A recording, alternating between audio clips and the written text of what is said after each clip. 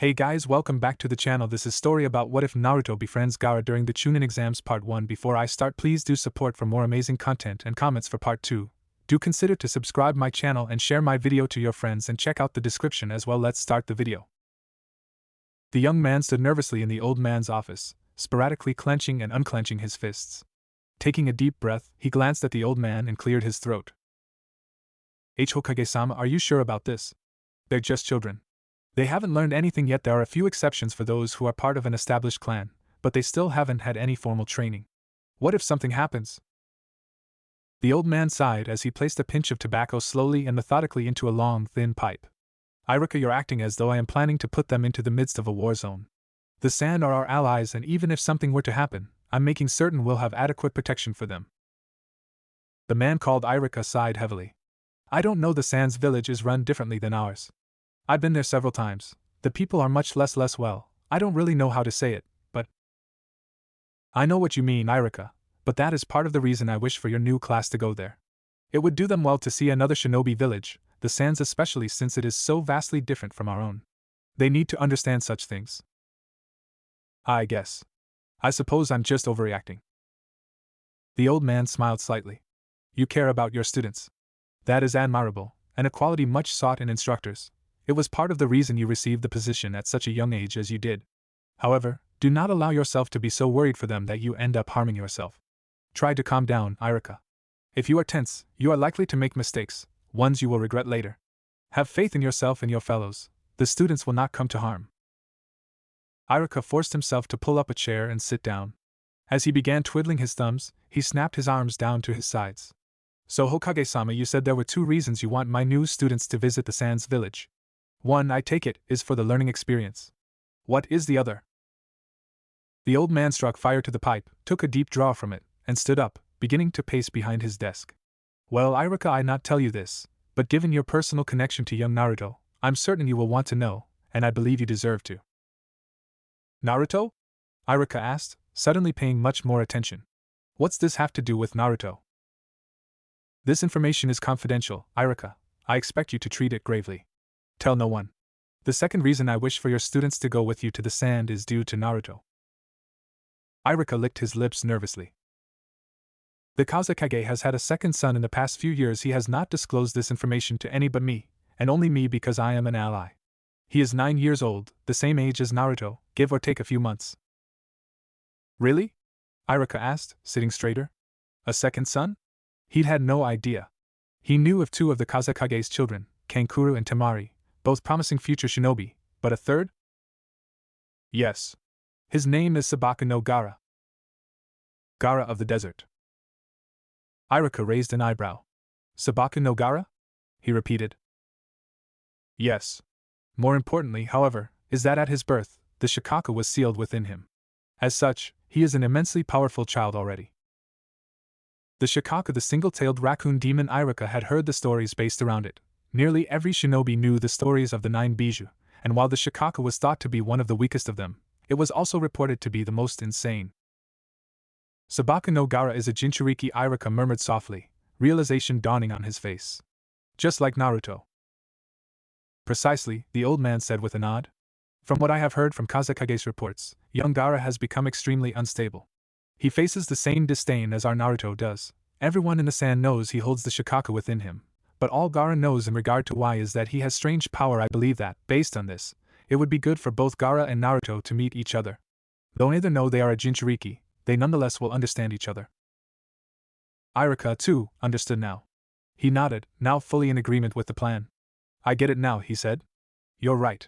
It will be good for Naruto to meet another like him. They will likely get along well, and when and if Naruto discovers that he holds the Kyuubi within him, he will have someone who understands. Yes, the old man agreed. So you agree that this plan should continue? Yes, Iruka said. I understand completely now. Good. Iruka stood, bowed deeply. Thank you for discussing this with me, Hokage-sama. Of course. You are dismissed, Iruka. If you would, inform your students of the trip to the Sands village tomorrow. We cannot force them to go, of course, but if you would make certain Naruto wishes to. Otherwise, it will be of little value. So Naruto is the main reason for this. Yes. I understand. Trust me, he's never been outside our village. He'll want to go. I'll tell them tomorrow and I'll make sure to get them excited about it. Better that they consider it a treat rather than an assignment. They will be easier to deal with. The old man nodded. Indeed. With a final nod, Irika turned and left the room, leaving the old man alone. Hopefully I won't end up regretting this, he murmured as he sat down at his desk again. This will either be a successful attempt at strengthening our alliance, or a disaster.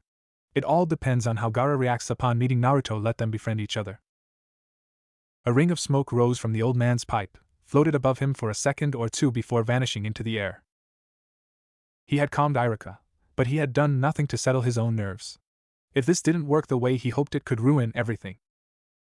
There it is. That building right there. What's that? Glancing up from his sandaled feet, Naruto Shikamaru followed the pointing finger of his classmate, blonde-haired Uzumaki Naruto, and was face to face with the huge, obviously expensive compound. The elegantly sloping roofs and awnings looked like the waves of a paneled, clay ocean in the air. The white walls gleamed as if made of fine marble in the bright sunlight. That? Shikamaru muttered, raising a thin black eyebrow over one black eye. You had me skip class so you could ask me about a building? Why didn't you just ask one of the other villagers? Ask a neighbor or something. Why drag me such a long distance for such a troublesome question? Naruto pouted, crossing his arms over the spiral design on his black t-shirt. 'Cause all the villagers re stupid. I asked them. I asked a whole bunch of them. None of them wanted to tell me. So I figured, since you're so smart, you might know. Is it a secret or something? How come nobody'll tell me? It's no secret, Shikamaru said. That's the home of the Hyuga clan, one of the oldest families in Konoha. Naruto's eyebrows rose as he looked back at the compound. Hyuga? Sounds kinda familiar. Who are they? The Hyuga clan was one of the founding families of this village. The first members of the clan were a band of very successful mercenaries. It was partly because of their vast wealth that the first Hokage was able to establish the village. Naruto frowned thoughtfully. Yeah? Rich guys, huh? Yes. So what made these mercenaries so special? I heard of mercenaries before. None of the ones I ever heard of had enough money to make a whole village. The Hyuga retain a highly advanced bloodline limit, called the Byakugan. Bloodline limit? Naruto echoed. What's that? Shikamaru rolled his eyes. Don't you ever pay attention in class? Irika-sensei has gone over bloodline limits several times. It was on last week's test. I failed that thing. What are bloodline limits? Shikamaru sighed. You asked such troublesome questions. A bloodline limit is a special ability passed down by blood.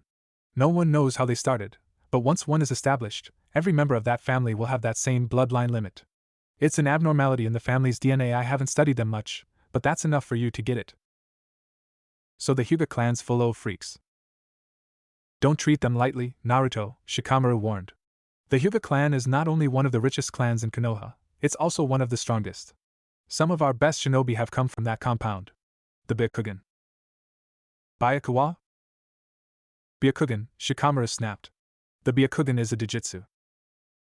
A what? A dijitsu, a shinobi technique using the eye, Shikamaru said sharply, glaring at his classmate. Kami-sama, you don't know anything about shinobi, do you? That stuff's boring. Then why are you asking me about it? I dunno. Anyways, what about this Byakuga thing? Sighing again, Shikamaru sighed often, especially around Naruto. The young genius continued.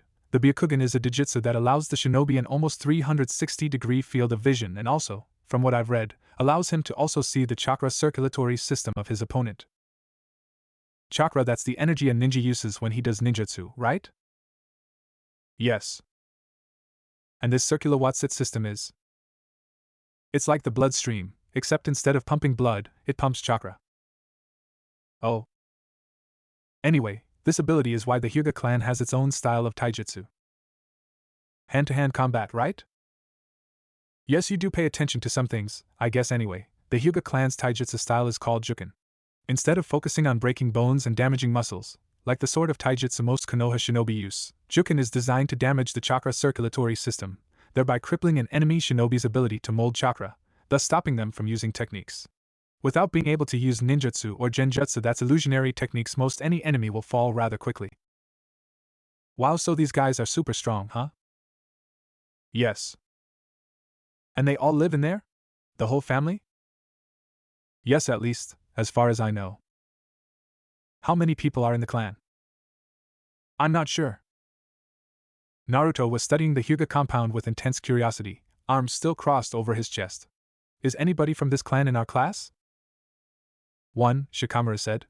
Hyuga Hinata. You know her, she's the small, shy girl who always sits in the back. She has gray eyes with no pupils, or at least, you can't see them. That's the mark of a person with the Byakugan bloodline limit. Oh yeah, I think I know who you're talking about. I seen her sometimes when we're out doing physical training. She don't seem so strong. Maybe not yet, but neither are any of us. Well, there are rumors going around that Uchiha Sasuke can perform a fire jutsu, but I don't know that for sure. We just started at the academy, Naruto. It's only been a few weeks. Nobody's strong yet. Sasuke? Naruto asked. I think I know that guy. Ain't he the one who all the girls are talking to all the time? I guess. I don't really pay attention to that sort of thing, it's just troublesome. He knows ninjutsu already? I wonder if he'd teach me how to do it. I doubt it, and I don't even know if he really can. It's just a rumor. Maybe I'll ask him about it. Whatever, Shikamaru said with a shrug. Can we leave now? My feet hurt. Yeah, sure, thanks, Shikamaru. Uh-huh. There you two are. Naruto jumped half a foot in the air and whirled to face the glaring, narrow eyes of his teacher. Iruka stood, arms crossed with a deep scowl on his lips. Shikamaru sighed and lowered his head, muttering about how troublesome this was. Hey, Iruka-sensei, Naruto mumbled, a nervous grin on his face. How you doing? Don't play cute with me. Iruka snarled, gripping Naruto and Shikamaru by their arms and dragging them off toward the Konoha Shinobi Academy. You two have skipped my class 9 times in the past 3 weeks. How do you intend to become ninja if you don't learn? I already know it, Shikamaru muttered. My dad made me study all that stuff in our library before I came to the academy. It's boring and troublesome. It's also impossible to become a real ninja without graduating from the academy. Naruto, you always tell me how you'll become the best ninja Konoha has ever seen. How do you intend to do that if you never become a ninja? I'll be a ninja my own way. Naruto snapped. Your lectures are boring, Iruka-sensei. Why don't you make them interesting? I was praised for how well I give lectures that interest the audience, Iruka shot back, so just feel lucky you have me or they'd be even more boring. Keep up. If you fall behind, it's your loss. I have a big announcement to make today, and if you miss it, you'll lose a big opportunity. Naruto sighed, thoroughly bored. Probably one of those boring extra credit announcements. You could use some of that, Iruka growled. As he approached the academy, he let the two boys go and threw open the bright red double doors and stalked inside. Get in here. Naruto and Shikamaru shuffled inside and took their seats, leaning on their desks as Iruka took his place in front of them. Heaving a sigh, Iruka wiped his hands on his pants and then crossed his arms over his chest. All right, now that we're all here, he glared pointedly at Naruto and Shikamaru again, I can announce today's at-home assignment. The gathered students on Q groaned. Several whined about having too much homework, about how Iruka was a slave driver and how they never got a break. Others protested that they had too many chores to do at home and didn't have the time for homework. One boy even claimed to have recently been diagnosed with a severe allergy to paper. Iruka waited until all was silent again before speaking. Is everyone finished now? I'm going to assign this regardless of anything you come up with. The students grumbled and nodded, as if they were a single, ill-tempered body with 20 heads. Good. Now, Hokage-sama recently announced his scheduled meeting with the Kazekage, from the village hidden in the sand. I have been chosen as one of his escorts, therefore I will not be teaching this class during the time of his meeting. Gasps of delight and half-whispered cheers sounded throughout the room. Iruka took a deep breath and studied the fingernails of his right hand until the room quieted down. Hokage-sama is leaving in a week from tomorrow. However, he has decided to do something else this year. Every year Hokage-sama meets with the Kazekage, but he usually only selects a small group of Chunin and Jounin to accompany him. This year, he will do something different. Slight interest passed the students' faces. Hokage-sama has decided that it would be beneficial to this year's academy students to visit another village. As a learning experience, you see. So, he has doubled the number of Chunin and Jounin traveling this year, and wishes to know how many of you wish to go as well, to spend a small vacation, I suppose you'd say, at the village hidden in the sand. Will we have to take notes or something? One boy asked irritably. Yeah, another boy said, is there gonna be a test on sand stuff when we get back? No, no, Irika said, smiling slightly. This is not required. Those of you who wish to stay here may do so. However, I highly recommend that you all take Hokage-sama up on his offer. I know many of you have never been outside our village of Konoha, and to see another shinobi village will be an important experience, a way to prepare you for when you become true ninja. After all, not all missions take place within this village, very few do, actually. This won't be a time to work. I'm not going to make you take notes, or conduct interviews or anything like that. You'll just go with us, see the sights, meet new people, understand a different culture, all that. Now, I can see many of you are probably planning to pass. If it's not required, why do it? Right. Well, go ahead and stay here if you wish, but this has never happened before. You all should be honored that Hokage-sama has deemed you mature enough to handle such a journey. He will likely look favorably on you all for it, and it may give you an edge when the time comes for you to graduate. As Irika had figured, Naruto was now at attention. His eyes gleamed, his fists clenched. Irika smiled. He wasn't sure at all if such a journey would give them an edge, as knowledge of other villages was not considered nearly as much as strength, intelligence, stamina, and teamwork were when considering candidates, but just by suggesting it, he had all but assured Naruto's willingness to participate. Any chance at impressing his superiors, Naruto took. Uzumaki Naruto was a strange person. Though he was perfectly willing to perform any physical feat in order to further his own ability, he was nearly incapable of sitting still and working his mind. He often claimed he wished to become the best ninja ever and that he would do anything it took to do so, but he also barely ever paid attention in class. Irika had the feeling that Naruto, like so many other young people, had made the false assumption that being a ninja meant being physically strong, and that was all that mattered. This was the first time Irika had had Naruto's complete attention in over a week. The blonde-haired boy was practically standing. He was excited, as Irika had figured he would be. To go outside of the village, to go on a journey with the Hokage himself, to visit a place he had only ever heard of in lectures, it had Naruto completely enthralled. Irika smiled. Quite a few of the others had the same excitement on their faces. He had a feeling that hardly any of his 20 students would be staying home now that they realized they were special. Okay, now for your assignment, I want you to speak to your families about this journey and get their permission to go if you want to go, that is. Naruto, Sasuke, you obviously are exempt from this. If you wish to go, you may go. Both boys nodded. All right then. Class is dismissed. Naruto, Shikamaru, I'd like to have a word with you both. Naruto's excitement was gone in an instant, replaced by complete disappointment. He stared at the floor as he dragged himself forward, hands stuffed into the pockets of his orange pants. Shikamaru had that same bored expression he always had. Now Irika began once the other students had left. Which one of you would like to explain to me why you skipped my class today? He tapped his foot as he waited for an answer, mostly for effect. Well, you see, Irika-sensei, Naruto stammered, searching for the right words to explain. That is, well, see, there's this big old building on the other side of the village, and I wanted to know who lived there. It's a big place, you know, and so I figured they must be real rich or something, but when I asked people, nobody would answer me. They'd just go away. I thought maybe it was some secret or something, and since Shikamaru knows a lot of stuff, I thought he might know. So I asked him. And you couldn't have waited until after class to ask? But I really wanted to know. And besides, everybody always goes home right after class. Nobody ever hangs around. They all got families to go to and stuff. Irika found he wasn't angry anymore, not even irritated. Naruto had simply wanted the answer to a question, one nobody would provide him. So he had asked one of his classmates during the only time he could, during class. Because Naruto was right.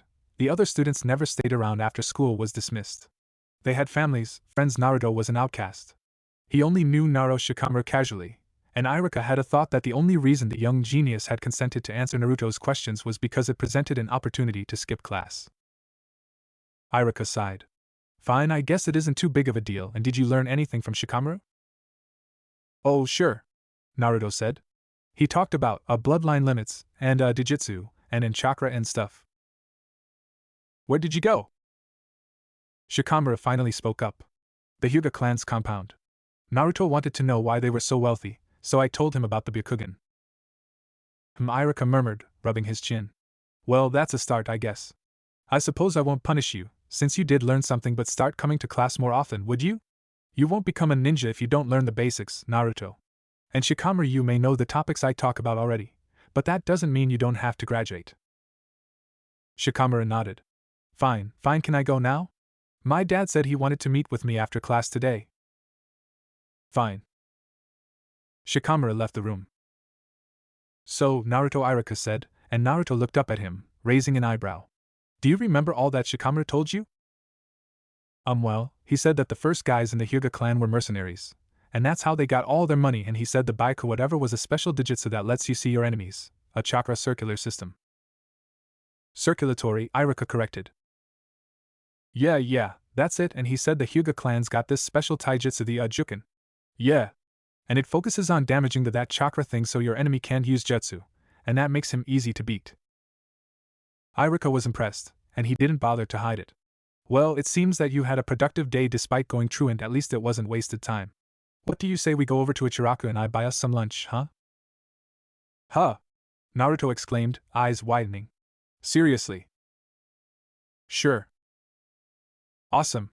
Let's go now. Iruka chuckled as Naruto shot out the door, singing a song about ramen to himself. The boy was a ball full of energy. It made for some very surprising situations. One minute he's walking so slow you'd think he twisted his ankle, the next he's bouncing off the walls. You sure keep me on my toes, Naruto, always on my toes. He laughed silently to himself as he followed his undedicated but highly spirited, it seemed like an oxymoron, but somehow Naruto pulled it off, student to the restaurant. I should have offered to make him something, Iruka muttered as he heard Naruto rattle off the various things he wanted to eat. One of these days all the sodium in that ramen is going to kill him, and it would have been cheaper, too. Somehow, Iruka knew he'd end up with no money by the end of the day. Geez. Eh? Shikamaru raised an eyebrow at Naruto, who was leaning over a thick, leather-bound book he held in his lap. What's that? Naruto looked up. Some book Iruka-sensei gave me. He wants me to write a report on bloodline limits to make up for all the work I've missed. This stuff is so boring and there's so many names and dates and other junk that nobody cares about anymore. How's he expect me to pay attention to this? Shikamaru smirked. I don't know. Naruto groaned, shut the book and tossed it aside, leaning back against the trunk of the tree he sat under. As he stared up at the clear sky, his mind wandered. He thought about the trip he would be taking, now in less than 3 days. The idea of going outside of his own village was extremely tantalizing, and he couldn't go 7 seconds without thinking about it. A grin rose on his face. Whatcha think the sand village is like? He murmured, and Shikamaru, who had been about to leave, turned and looked at him. I've heard some things. The people aren't exactly friendly with outsiders, from what my dad's told me. I don't really get why Sandaime wants to take us there, it just seems troublesome. You think everything is troublesome, Naruto pointed out. Still, it doesn't sound like a good idea to me. The Kazekage is unbalanced, I've heard. You can't tell with him. He might decide to turn on Sandaime at any minute. Well, that's what my dad thinks, anyway. Does your dad know him? The Kazekage? No, well, he's met him, but he doesn't know him. Is your dad coming with us to the sand village? Yes, he's one of Sandaime's escorts. Wow, so he must be super strong, huh? Shikamaru raised an eyebrow. He is a jounin. Of course he's strong, although he does let mom push him around a lot. Really? Is she a ninja too? My mom? No. She doesn't like fighting. But your dad still lets her boss him around? She's not even a ninja, and she's allowed to boss around a jounin? Shikamaru shrugged. It's a troublesome thing I've given up trying to understand. Iruka-sensei is always telling me to respect my superiors. Shouldn't that count for everyone? Shouldn't your mom have to listen to your dad? He is her superior, right? He's an elite ninja. Shikamaru shrugged again. I don't know. Naruto frowned pensively, rubbing his chin as he mulled this over. It made no sense. The jounin were the pride of Konoha, the best of the best, and to let a civilian. Af. Naruto groaned, shaking his head. Whatever. This is all too confusing. Stupid book, stupid ninja ceremony crap. I just want to get stronger. Who cares about all this history garbage? It's already happened, so who cares? Tossing the book away in disgust and deciding to ignore the oddity of a civilian bossing around an elite, he slumped back and stared at the sky again. How'd you handle all that studying? He asked. When no answer came, he looked where Shikamaru had been standing to find him gone. Nowhere to be found. Vanished. Naruto sighed. It had happened again. The first chance to skip out had presented itself, and Nara Shikamaru, like so many others, had taken it. Nobody ever hung around for any longer than was polite. Nobody stayed and talked to him for the fun of it. They never wanted to, they just did it because their parents had taught them politeness. It had all happened before. Who cared? Nobody. Uzumaki Naruto was alone again. And he should have been used to it by now.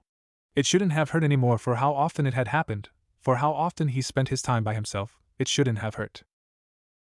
But it did. No matter how many times it happened, looking up at who he thought had been listening to him only to find no one there always hurt. Naruto? How's that report coming? The boy said nothing as he slurped his ramen.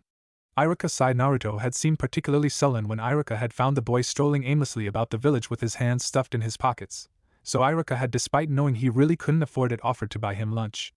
As usual, Naruto had wanted ramen. Okay, Naruto muttered. But it's so boring. Well, if you actually had done the work I assigned, you wouldn't have to do this. I'm giving you a break here. I'm being extremely nice. One report and the slate is wiped clean. You said you were interested in the subject, the Byakugan specifically. You even have a classmate with the Byakugan ability. You should speak to Hinata about it. She could probably help you along. If you find the books I lent you so boring, there's an alternative. Yeah, Naruto said, stirring his ramen with his chopsticks. Maybe. His voice trailed off and his head turned. Iruka glanced at the boy to find his wide blue eyes riveted on something. Considering that the something in question wasn't his ramen, it was quite a noteworthy event.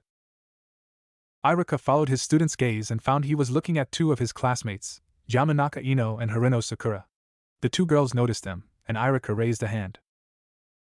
Hello, Ino Sakura, he said with a pleasant smile. Hi, Iruka-sensei, they said in return, smiling themselves. They didn't bother greeting Naruto, but the blonde boy was too enthralled with them to make any note of it.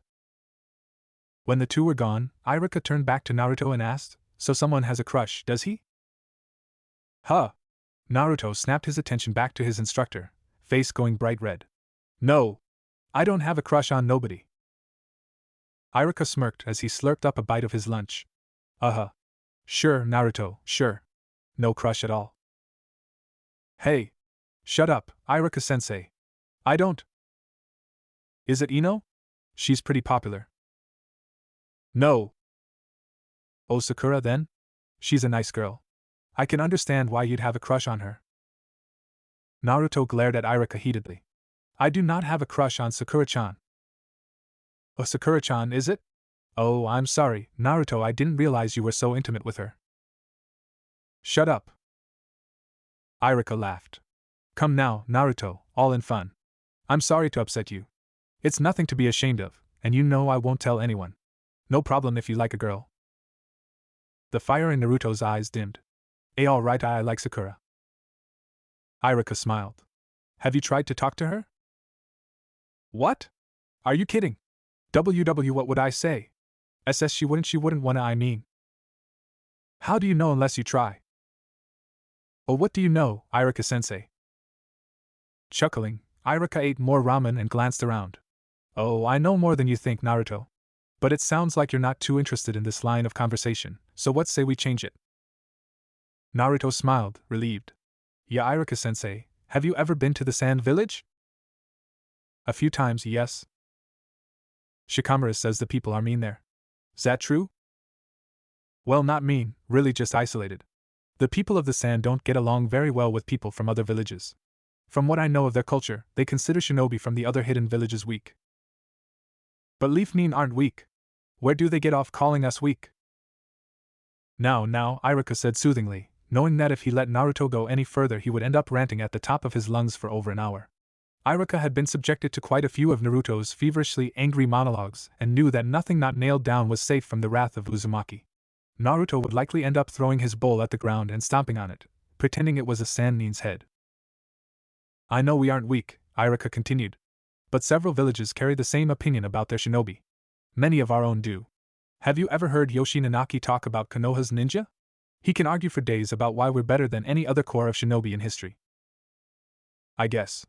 So you've been there though? What's it look like? Sand everywhere. I haven't been there in quite a while. Most likely things have changed. You'll be there to see it for yourself in a few days. Just wait and surprise yourself, huh? Sure. I guess so. Iruka sighed as he stirred his ramen, which was now just a bowl of broth, and wondered about what he'd been told in the Hokage's private chambers. I wonder if Sabaku no Gaara will really get along with Naruto. If he's unbalanced, like Hokage-sama says, will he take kindly to anyone? What if he hurts Naruto? Hey, Iruka-sensei. Can I have seconds? Huh. Oh, sure. Sure. Thanks. I'm sure Hokage-sama has taken that possibility into account. He'll know what to do. I should just trust him. He isn't the Hokage for nothing. The night was dry, as it always was, and cold as it always was. Night was blisteringly cold in the village hidden in the sand, and no one knew it better than Sabaku no Gaara. As he gazed solemnly at the village that was his home and his prison, young Gaara wondered what the people were doing. Why was no one else out at night like he was? How could they stay in their homes every night? Yashamara had told him once that other people slept at night, but Gaara had no idea what that meant. Apparently other people weren't able to move around all the time, they ran out of energy. Gaara didn't understand this. He never felt out of energy. He stayed awake all the time. Yashamara said that was because he was special. It had to do with the same thing that made him unable to feel pain. Was it the sand? Gaara didn't know. He'd asked his father, his tutor, anyone who was willing to speak to him, a list that was dishearteningly short, but no one was able to enlighten him. No one seemed particularly interested in finding out for him, either, even though he was the son of the Kazekage. Then again, he knew that some people didn't consider him a son of anyone except the devil. He was commonly called a monster, a failed experiment, a dangerous gamble. Never to his face, not yet, anyway, only when they thought he wasn't listening. They're sleeping because they aren't monsters, they aren't dangerous, they aren't special. That was what Yashamara called him, special, and Yashamara was the only one who mattered. He was the only one who talked to him, who was friendly with him, who cared about what happened to him. Gaara had long since decided that Yashamara was the only person in the village that he could trust. No one else, not even his father. Don't worry, Gaara. The others just don't understand you. They're ignorant, and they don't want to understand. You're not a monster. You're not dangerous. You're just a little boy. A very special little boy. But the other villagers don't see that. They're scared of you because you're different. But being different isn't bad. You're not bad, are you, Gaara? No, of course not. He had ruffled Gaara's hair then, a smile on his face, and Gaara had felt comfort. He wasn't sure if he understood love all that well, but he thought he loved Yashamaro. He was nice. And that was something he couldn't say about anyone else he'd ever met. Not his father, not the guards, not the other children, not anyone.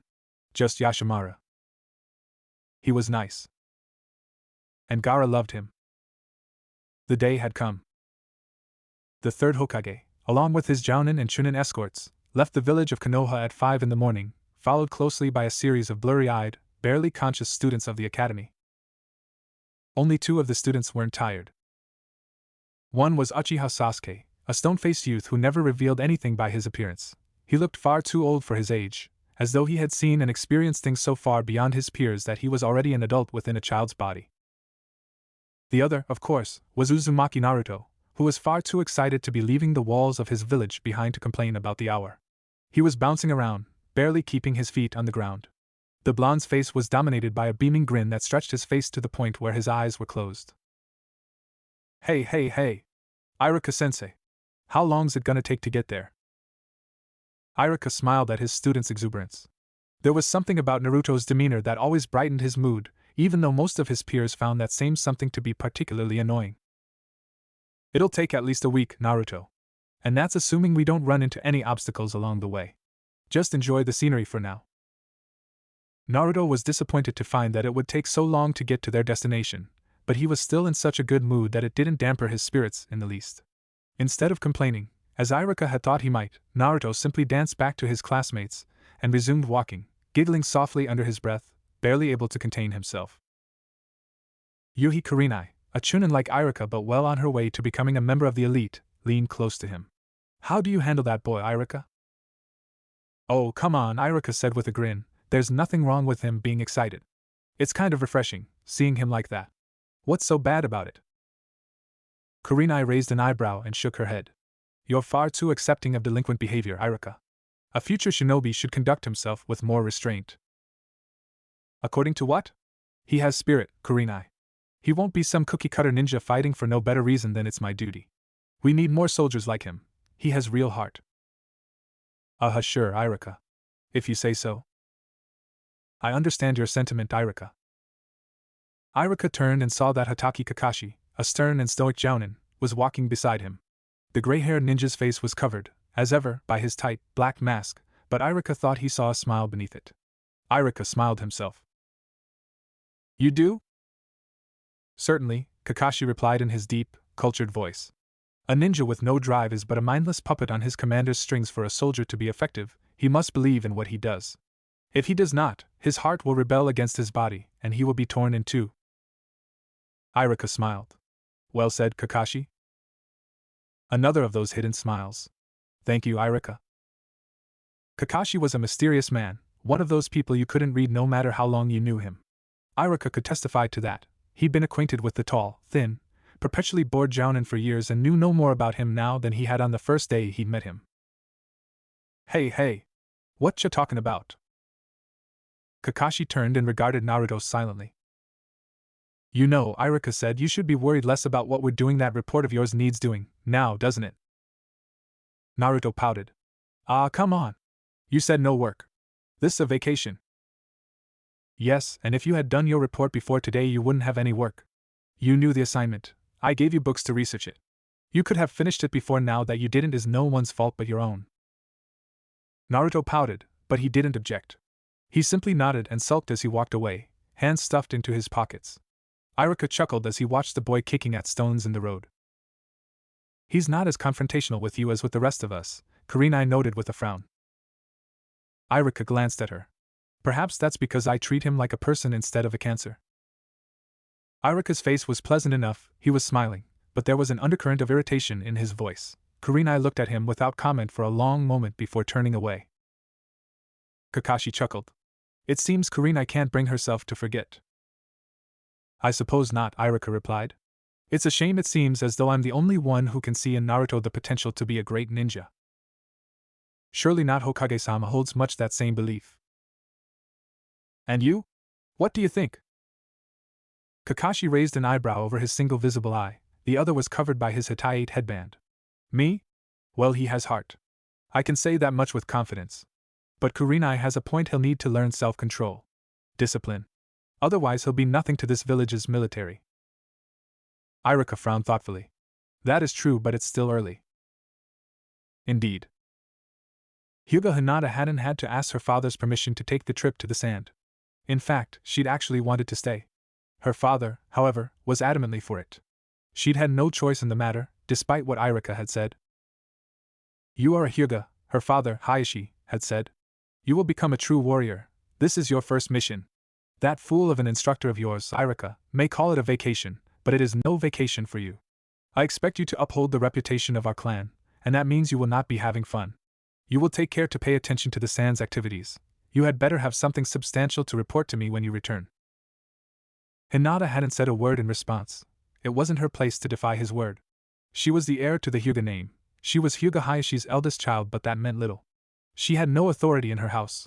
All she did was follow her father's orders.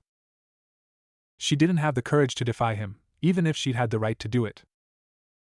But she also felt she didn't have the courage to handle being so far away from the only home she knew. It was a double bind. She was too afraid to defy his orders, but also too afraid to comply with them. Stepping away from one fire only to find herself in another one. She thought she would faint. Her head already felt hazy and her vision was beginning to blur. It didn't help any that she hadn't been able to get to sleep the night before until 2 in the morning. So not only was she frightened out of her wits, but she was also exhausted. Then she looked up and saw him. He was chipper this morning, more so than he was most mornings.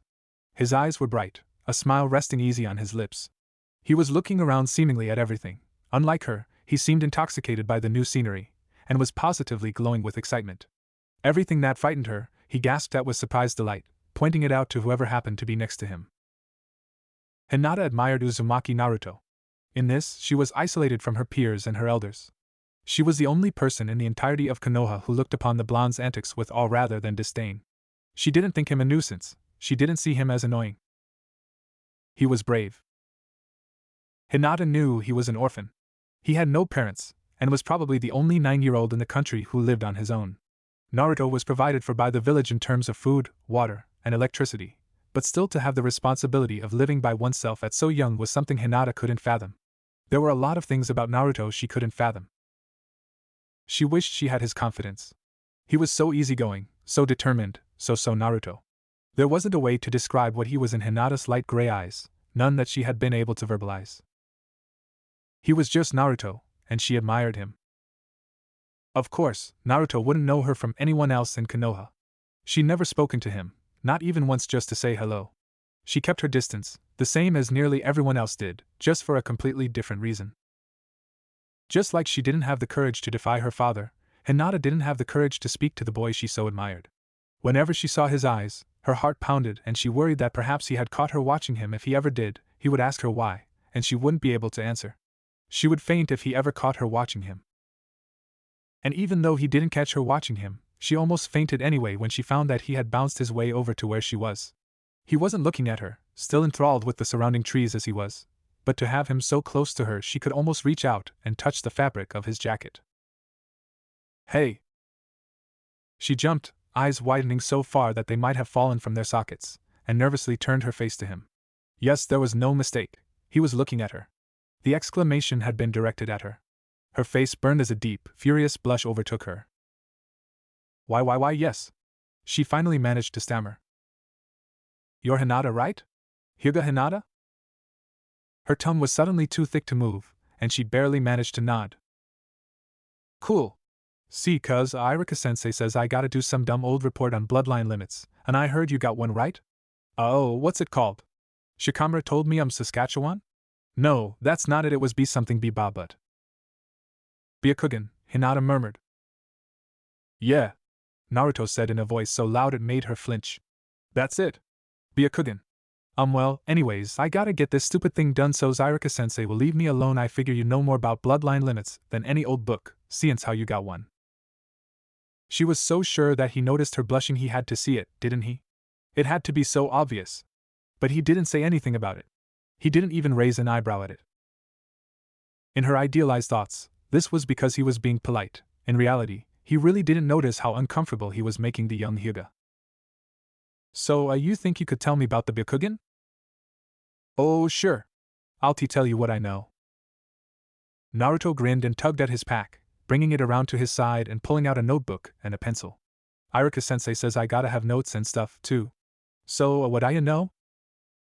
Her blush only intensified with his eyes on her like they were. She could feel his gaze on her skin, as if it were a physical thing, and it took her a long moment to gather her thoughts enough to form a reply.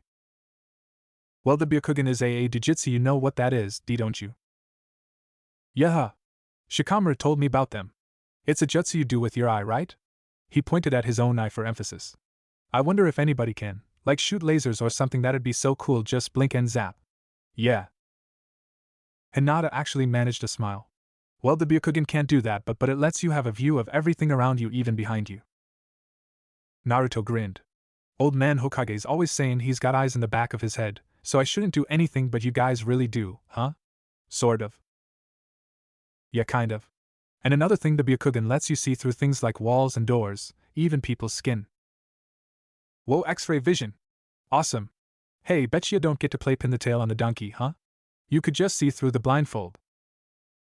Naruto laughed at his joke, and Hinata chuckled nervously.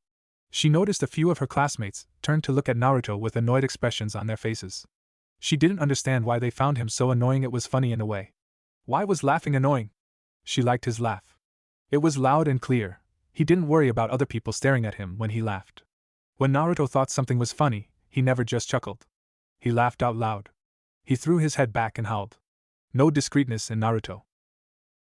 She admired that. When his laughter subsided, Naruto scratched his head.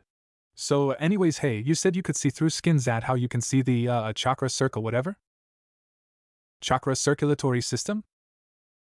Yeah. That thing. Yes. What's it look like?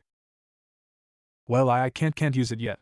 My father says I should be able to, but I can't. I try, but. Oh well, that's no biggie.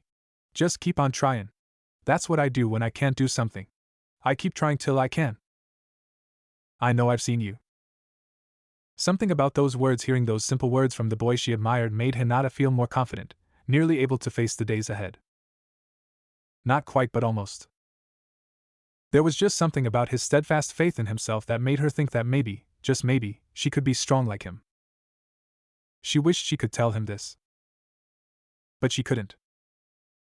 Gara-sama. Gara-sama, are you in here? The small, red-haired boy turned and looked over at Yashimaru, who was looking at him through the doorway of his bedroom. Yashimaru? The young man smiled as he opened the door and stepped inside. Ah, good. I'm glad to see you here, Gara-sama. Standing out there in the night all the time isn't good for you. Yashimaru ran a hand through his short blonde hair. He reached into a pocket of his pants and withdrew a small stuffed bear. You must have dropped this, Gara-sama. I found it outside yesterday. He smiled as he handed Gara the toy. You should take care to keep an eye on your belongings, Gara-sama. Gara held the bear close, rubbing his cheek against the soft material. I lost her. It's fine, Gara-sama. I found it for you. Just be careful from now on, okay? Gara nodded against the bear's fur. Yes, I'll be careful. He had dropped the bear while running from some of the villagers. They were older folk, 2 decades older than Gara himself, and had been red-faced drunk. They were slurring their words, stumbling over themselves, and they had been chasing him. No sober person would chase him. No person in their right mind would chase him. Gara hugged the bear tighter. Sabaku says she's glad you found her, he murmured softly. Sabaku? Yashimaru repeated. Is that your bear's name? Gara nodded. Just like me. Yashimaru smiled. I see. Well, Sabaku, you're very welcome. Gara smiled too. After a moment of silence, Yashimaru slipped his hands into his pockets. Gara-sama, there will be some people from the Leaf coming soon. The Hokage needs to meet with Kazekage-sama. He's bringing some others with him. Gara looked up. There's someone coming from the Leaf that the Hokage thinks you should meet, Gara-sama. He doesn't say why, but he thinks it will be good for you. Confused, Gara stared at his caretaker. Me? Why would someone want to meet me? This person will hate me, and run just like everyone else. The boy buried his face in the bear's fur. No, Gara-sama, Yashimaru said. I have heard about the boy who's coming to meet you. He will not hate you. He will not run. This boy is not like everyone else. I don't believe that, Gara said, voice muffled. Everyone hates me. Everyone runs. I've seen them.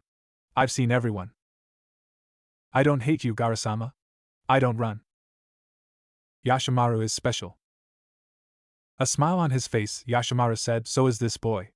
Trust me, Gara-sama, you'll want to meet him. It will be good for you. No one is special like Yashimaru. Gara was now speaking to the bear. He turned around and walked toward the window that dominated the west wall of his room. Everyone else runs, they hate me, they call me monster, you've heard them. Only Yashimaru doesn't. Yashimaru calls me special. The blonde-haired man sighed. Gara did this whenever he felt uncomfortable with a situation. He slipped into himself, ignoring anyone else around him. He seemed to be talking to the bear he called Sabaku, but he would have talked like this even if he hadn't had an audience. He talked to himself often. There was no one else to talk to. With another sigh, Yashimaru turned on his heel and opened the door. As he slipped out of the room, he said, the boy should be here in a week or so, Gara-sama. Gara said nothing in response. Yashimaru walked away. They surrounded him. Somehow they'd managed to sneak around him, and they hadn't wasted any time. They just attacked, jumping out all at once like a team of synchronized swimmers who felt so confident in their ability that they'd left the water in favor of the infinitely more cumbersome arena of land. But they had no idea who they were dealing with. Before any of them had a chance to land a strike, he was on the move. Flipping a kunai into each hand, he let fly in the same instant that he leapt out of the way, taking 2 down as he rolled to the side and sprang back up on his feet. He whirled and sent a foot slamming into another's face, the satisfying crack resounding through the air. One sought to take advantage of his turn back, but he was too quick. He leapt up, twisted in the air, and sent a handful of shuriken into his attacker's face. As he landed, he spun on his heel and brought up his hand to smack away a sword. He bled, but he barely noticed. His hand shot out quick as lightning and snatched the swordsman's wrist, snapping it with an expert twist. The katana fell with a clatter to the ground, and he instantly scooped it up. Blade in hand, he was death incarnate. He sighed through the remaining ninja with all the grace of a professional dancer, every slice met with flesh, every slash critical, every thrust lethal. He whirled about his enemies like a steel whirlwind, a blood-stained tornado, sword singing its chorus of victory throughout the night, sounding brighter and holier to his ears than heaven's choir. This was his calling. This was his destiny. He had been born wedded to the battlefield. Naruto! He started, his katana fell to the ground and he stumbled, stepping on it and snapping it in half. As Naruto stared forlornly at the broken stick, he growled at the interference. Whirling around, he glared at Iruka. Hey! I was fighting a group of missing nin. The young Chunin chuckled as he rubbed at the scar running across the bridge of his nose. I'm sure you were, Naruto, but dinner's ready, and if you don't eat now, the others will take your share. Come on! Stuffing his hands into the pockets of his jacket, Naruto kicked at the dirt as he walked over to his instructor. I was doing good, too. That was an important mission. You guys could have died if not for me. You should thank me by giving me more food. Iruka chuckled. We're all grateful for your service, Naruto, but we have to make sure everyone eats, otherwise we won't all be in fighting condition. Then what happens if you run into an enemy you can't defeat? A group of S-ranked missing nins, say? We won't be able to back you up. I was fighting S-ranked missing nins, Naruto exclaimed haughtily as he sat down and took the bowl of stew Iruka offered him. All the rest of them are too scared to fight me. Oh, is that right? Wow, Naruto, I guess we'll have to promote you pretty soon here if you're already taking on S-ranked criminals. You're probably ready for Joun and we won't even need you to take the exams. Naruto grinned. See? You're smart, Iruka-sensei. I don't need no stupid tests. I'm too good for that stuff. Some of the others turned to look at him with dark expressions on their faces. They were scowling at him, clearly annoyed. Iruka could hear what they were thinking. Him? Too good for exams? He can't even pass one of them. Iruka sighed. They couldn't let anything pass. No matter what Naruto said, they all had that expression. It didn't matter if he was clearly joking. They glared at him as if he just said the most insulting thing they'd ever heard. There was only one of his students close enough to hear Naruto's proclamation who didn't react to it with ire. She looked at him with bright eyes and a smile. Hyuga Hinata. If Naruto wants to have a girlfriend, I think he might have a better chance with her than with Sakura. She likes him. Her eyes say it all. If her patience with him doesn't all those questions he's asked her the past few days, she never gets annoyed. So, Iruka said, making sure to keep his voice low enough so that Hinata wouldn't hear, how's your report coming? Huh. Oh, that. It's cool. So you took my advice and talked to Hinata, huh? Oh, yeah? She knows a lot of stuff. A bunch of the stuff in that old book you gave me was too confusing. She told me what all of it meant. And the way she told me about the Byakugan, why can't I remember that stupid name? Anyways, it's a lot cooler than I thought. Shikamaru didn't explain it good enough. Iruka chuckled. So have you started writing yet? Oh, not yet. I'm still writing notes and stuff. I'm almost done. Hinata says that's why my grades suck. I don't take notes. So she says I should write a lot of stuff down so the report's easier. I've told him that. Too evidently he finds it easier to listen to someone his own age, or maybe it's just because she's so quiet she can have been very stern about the admonition. Iruka wondered about this development. For the first time since Naruto had been entered into the academy, he was taking the work seriously. So taking thorough notes this time around, huh? Well, yeah. Hinata's pretty smart, you know? I figure she probably knows what she's talking about, plus, all the stuff I've been learning is hard to remember. I'm gonna have to write it down to make sure I still got it when I write the report. I've told him that, too. I'm beginning to think it's just because she isn't an instructor he doesn't feel like he's being bossed around by one of the higher-ups. He's being advised by a peer. With a start, Iruka realized he had forgotten about his dinner. He took a bite, grimacing when he discovered it to be cold already. Sighing heavily, he ate it anyway, gulping it down with the discipline of a soldier who didn't know when his next meal would be. He didn't like beef stew all that much, and could only really stomach it when it was piping hot cold. It nearly made him vomit. Naruto had finished his dinner already, and since the conversation had lulled to a stop, he got up and went back out to find another stick so he could practice his swordsmanship. As he watched his energetic student vanquish his invisible foes, Iruka pondered about what he'd been told. He turned and glanced at Hinata. When she looked at him, he smiled and nodded. Hinata. Hello, Iruka-sensei, she said shyly. Smile widening, he waved her over. Could you come here a minute? I need to talk to you about something. Setting an empty bowl aside, she stood up and walked over. Kneeling again beside her instructor, she looked at him curiously. Yes? I notice you've been helping Naruto these past few days. Oh well, he says he needs to do a report on bloodline limits, and then he asked if I would help him. Is that okay? Of course. I'd hoped he'd ask you about it. You're the one student I have who can help him the most in understanding bloodline limits. Perhaps Sasuke, but there can be no assurance that his will even awaken and he wouldn't want to speak about it. Anyway, so, things have been going well? Hinata nodded. Why yes. I hear you got him to take notes. Quite the feat. I've never gotten him to write a single thing down that isn't an assignment. What did you say? Well, I just said that Hokage-sama told me once that a strong ninja is one who can analyze information he receives in the field. Oh, observant, you know? And that note-taking helps with that. The more you write things down, the easier it gets to remember it. And if you remember things easily, you start noticing more. Well, that's what Hokage-sama told me. I just mentioned that to Naruto-kun. Naruto-kun? And no doubt. She likes him. Irika laughed. Well, seems you know how to talk to him already. Usually, all it takes for Naruto to do something is for you to mention it might help him on his road to becoming Hokage. Seems you did that. I also said that if he took notes more often, it would be easier to do and he could do it in class so his grades would improve. Irika nodded. He mentioned that. Well, Hinata, I'm glad to see you're helping him out. Seems he could learn a lot from you. Hinata blushed. Thank you, Irika-sensei. A thought occurred to him. Sometime in the near future, Irika was to give a report detailing which students got along well together and would benefit from being a team. Since, once the students graduated, they would be placed into 3-man squads under a jounin commander, it was important to ensure that they would work together.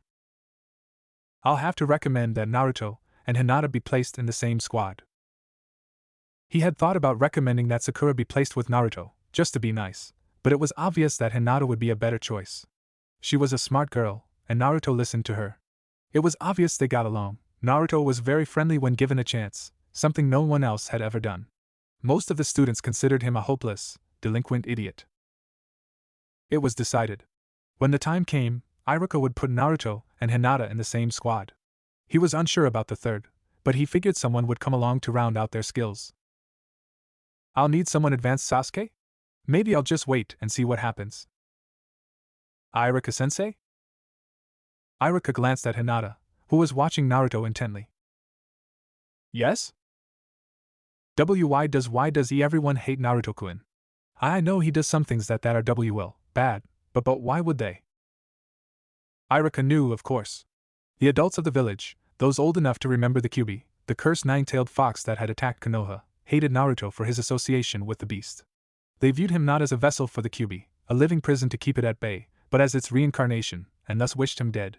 The children, Irika could only guess at. He thought perhaps their parents had told them not to speak with him, and while they didn't understand why, they did it out of obedience. Since this left Naruto isolated, he had no choice but to act out, to be loud and obnoxious so that people would pay attention to him. Irika knew from experience that even bad attention was better than none. It hurt less to be yelled at than to be ignored. When people yelled, it meant they were investing energy into dealing with you, they were focused on you. That meant something. It gave meaning to Naruto's existence, something he had precious little of. Irika, who had been a class clown himself in his youth, understood this all too well. I don't know, Irika said in a soft voice. I guess they're just more easily annoyed than we are. It's okay though. Naruto's strong. He can handle himself, he has for years. But it has to hurt him, doesn't it? I'm sure it does, but he never lets it bother him. Hinata smiled. I know. She has it bad. I get the feeling whoever ends up their commander will have an interesting situation to deal with. He chuckled at the thought. What's so funny, Irika-sensei? Huh. Oh, nothing. I just wonder if he realizes that defeating a real ninja will be a great deal more difficult than swinging a stick at the air. Hinata smiled again as she turned her attention back to Naruto. He still hadn't stopped moving. He was a constant blur of motion, swinging and jumping and kicking and hopping. He certainly has stamina that will be an asset to him later on, Irika thought. But unless he learns to control his movements, he'll end up with more trouble than anything else. I should give him some exercises when we get back, so he doesn't waste his energy forming bad habits. The day was nearing when the Hokage would arrive, and Yashimaru was beginning to wonder how Gaara would react to meeting someone like this Uzumaki Naruto he'd been told about. Naruto was a Jinchuriki, like Gaara, and that meant that they would get along well, according to the hopes of the Hokage. Yashimaru wasn't so sure. And he realized that, if indeed they ended up taking up arms against each other, the battle would be bloody. The Kyuubi and the Shikaku were not to be taken lightly, even by the strongest, most able of ninja.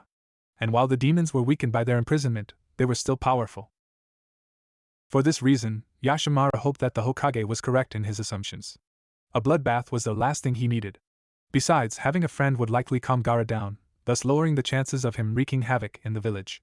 There had already been a couple of instances in which the red-haired child had hurt one of his peers. Yashamara chuckled when he realized the irony of the term. None had yet been serious, but they had happened, so the chance was there. At the moment, Gaara was staring out his window. He did this often, gazing forlornly out at the rest of the village, idly stroking the head of the stuffed bear he called Sabaku. The dark rings around his bright green eyes struck out particularly strong this day. Some people hypothesized that these rings had to do with the fact that Gaara could not sleep, but Yashamara didn't think that was the case. If it were, why did not the rest of Gaara's body suffer? Why just his eyes? No, Yashamara thought it was the mark of the Shikaku, the great raccoon. A few of his fellows shared this thought, but the theory wasn't very important to Yashamara and so he hadn't bothered to look into it, nor had he asked anyone else about it. Gaara-sama. The boy turned those piercing, ringed eyes to him. Huh! The Leafnin sent a scout ahead to inform us that the Hokage will be here soon. Are you ready to meet Uzumaki Naruto? Gaara frowned, turning back to the window. I don't want to meet anyone, he'll just run away. Yashamara sighed. For all his attempts, he had not been able to convince Gaara that Naruto wouldn't run. There were any number of reactions the other boy might have, but he would not run. Yashamara had been told much about the holder of the Kyuubi. He was confident in the extreme. Running was not in his nature. It would be rude not at least to try talking to him, Gaara-sama. I don't care, it's rude to run away. He won't run away, Gaara-sama. I swear it. Don't you trust me? He will. There was no getting through to him. He refused to listen. Yashamara decided that the only person who could talk to him now would be Uzumaki Naruto himself. Only when they met and Naruto didn't run would Gaara accept the truth, and even then he would likely be suspicious. Yashamara sighed and ran a hand through his hair. Well, we'll see. He will be here in a couple of days. You'll see then. Naruto is different. Still, Gaara's doubts were making Yashamara second-guess it himself. The thought that Naruto would run away, while undeniably unlikely, dominated his mind. What if he did? He'd been assured it wouldn't happen, but what if it did? Then what would happen? Yashamara knew what would happen. Gaara would sink even deeper into himself, and would be even less inclined to hold back when next he decided to attack someone. If Naruto turned his back on Gaara, the next time the Shikaku's sand was released it would be stained with blood. Yashamara prayed that wouldn't happen. Whoa, this is the Sand's village? Naruto happened to have been next to the Hokage when he said that, and the old man chuckled as he stroked his beard.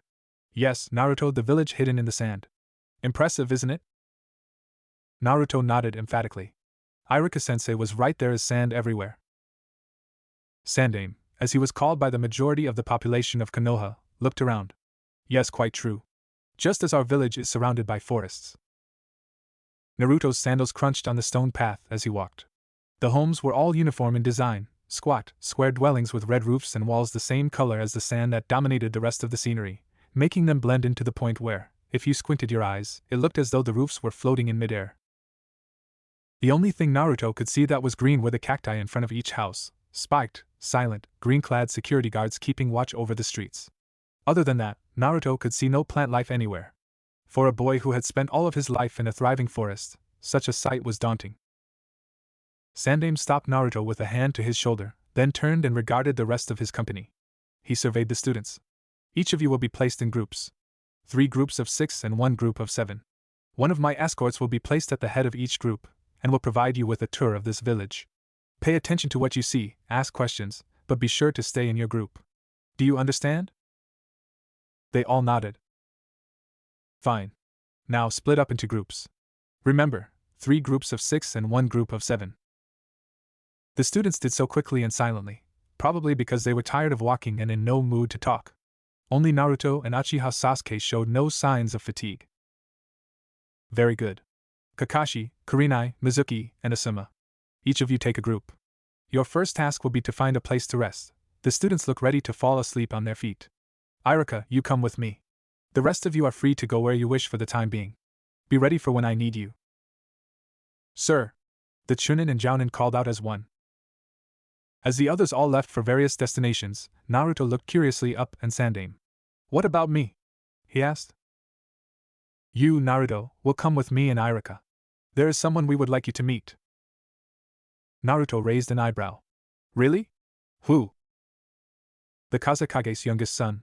His name is Sabaku no Gaara. This is part of the reason I allowed you to come with me for this meeting, the Kazekage, and I believe it would be beneficial to both of you. How come? Irika smiled. Let's just say he deals with the same problems that you do, Naruto. He was confused by this more than anything, but Naruto shrugged and followed his instructor. As he walked, Naruto noticed that the houses were all the same. Everywhere he looked. The sand-colored box topped in red motif was as consistent as the sand that filled his lungs whenever he breathed too deeply. So if this Gaara guy is the Kazekage's son, Naruto murmured, then is he powerful? Sandaime chuckled. Very, he said. The power in his blood is quite remarkable. Ah, cool. Someone strong. All right. Irika laughed nervously. Yes, well, don't go sparring with him right off. You'll likely end up losing quite a few teeth. Naruto waved off his instructor's concern. Yeah, I know. Still, Sandaime said, it is highly possible that you will learn something from young Gaara. He has been tutored in the shinobi arts for quite some time. Naruto grinned, rubbing his hands together. Oh, I think I like this guy already, let's go. Sandaime and Irika chuckled. Ah, Hokage, so nice to see you again.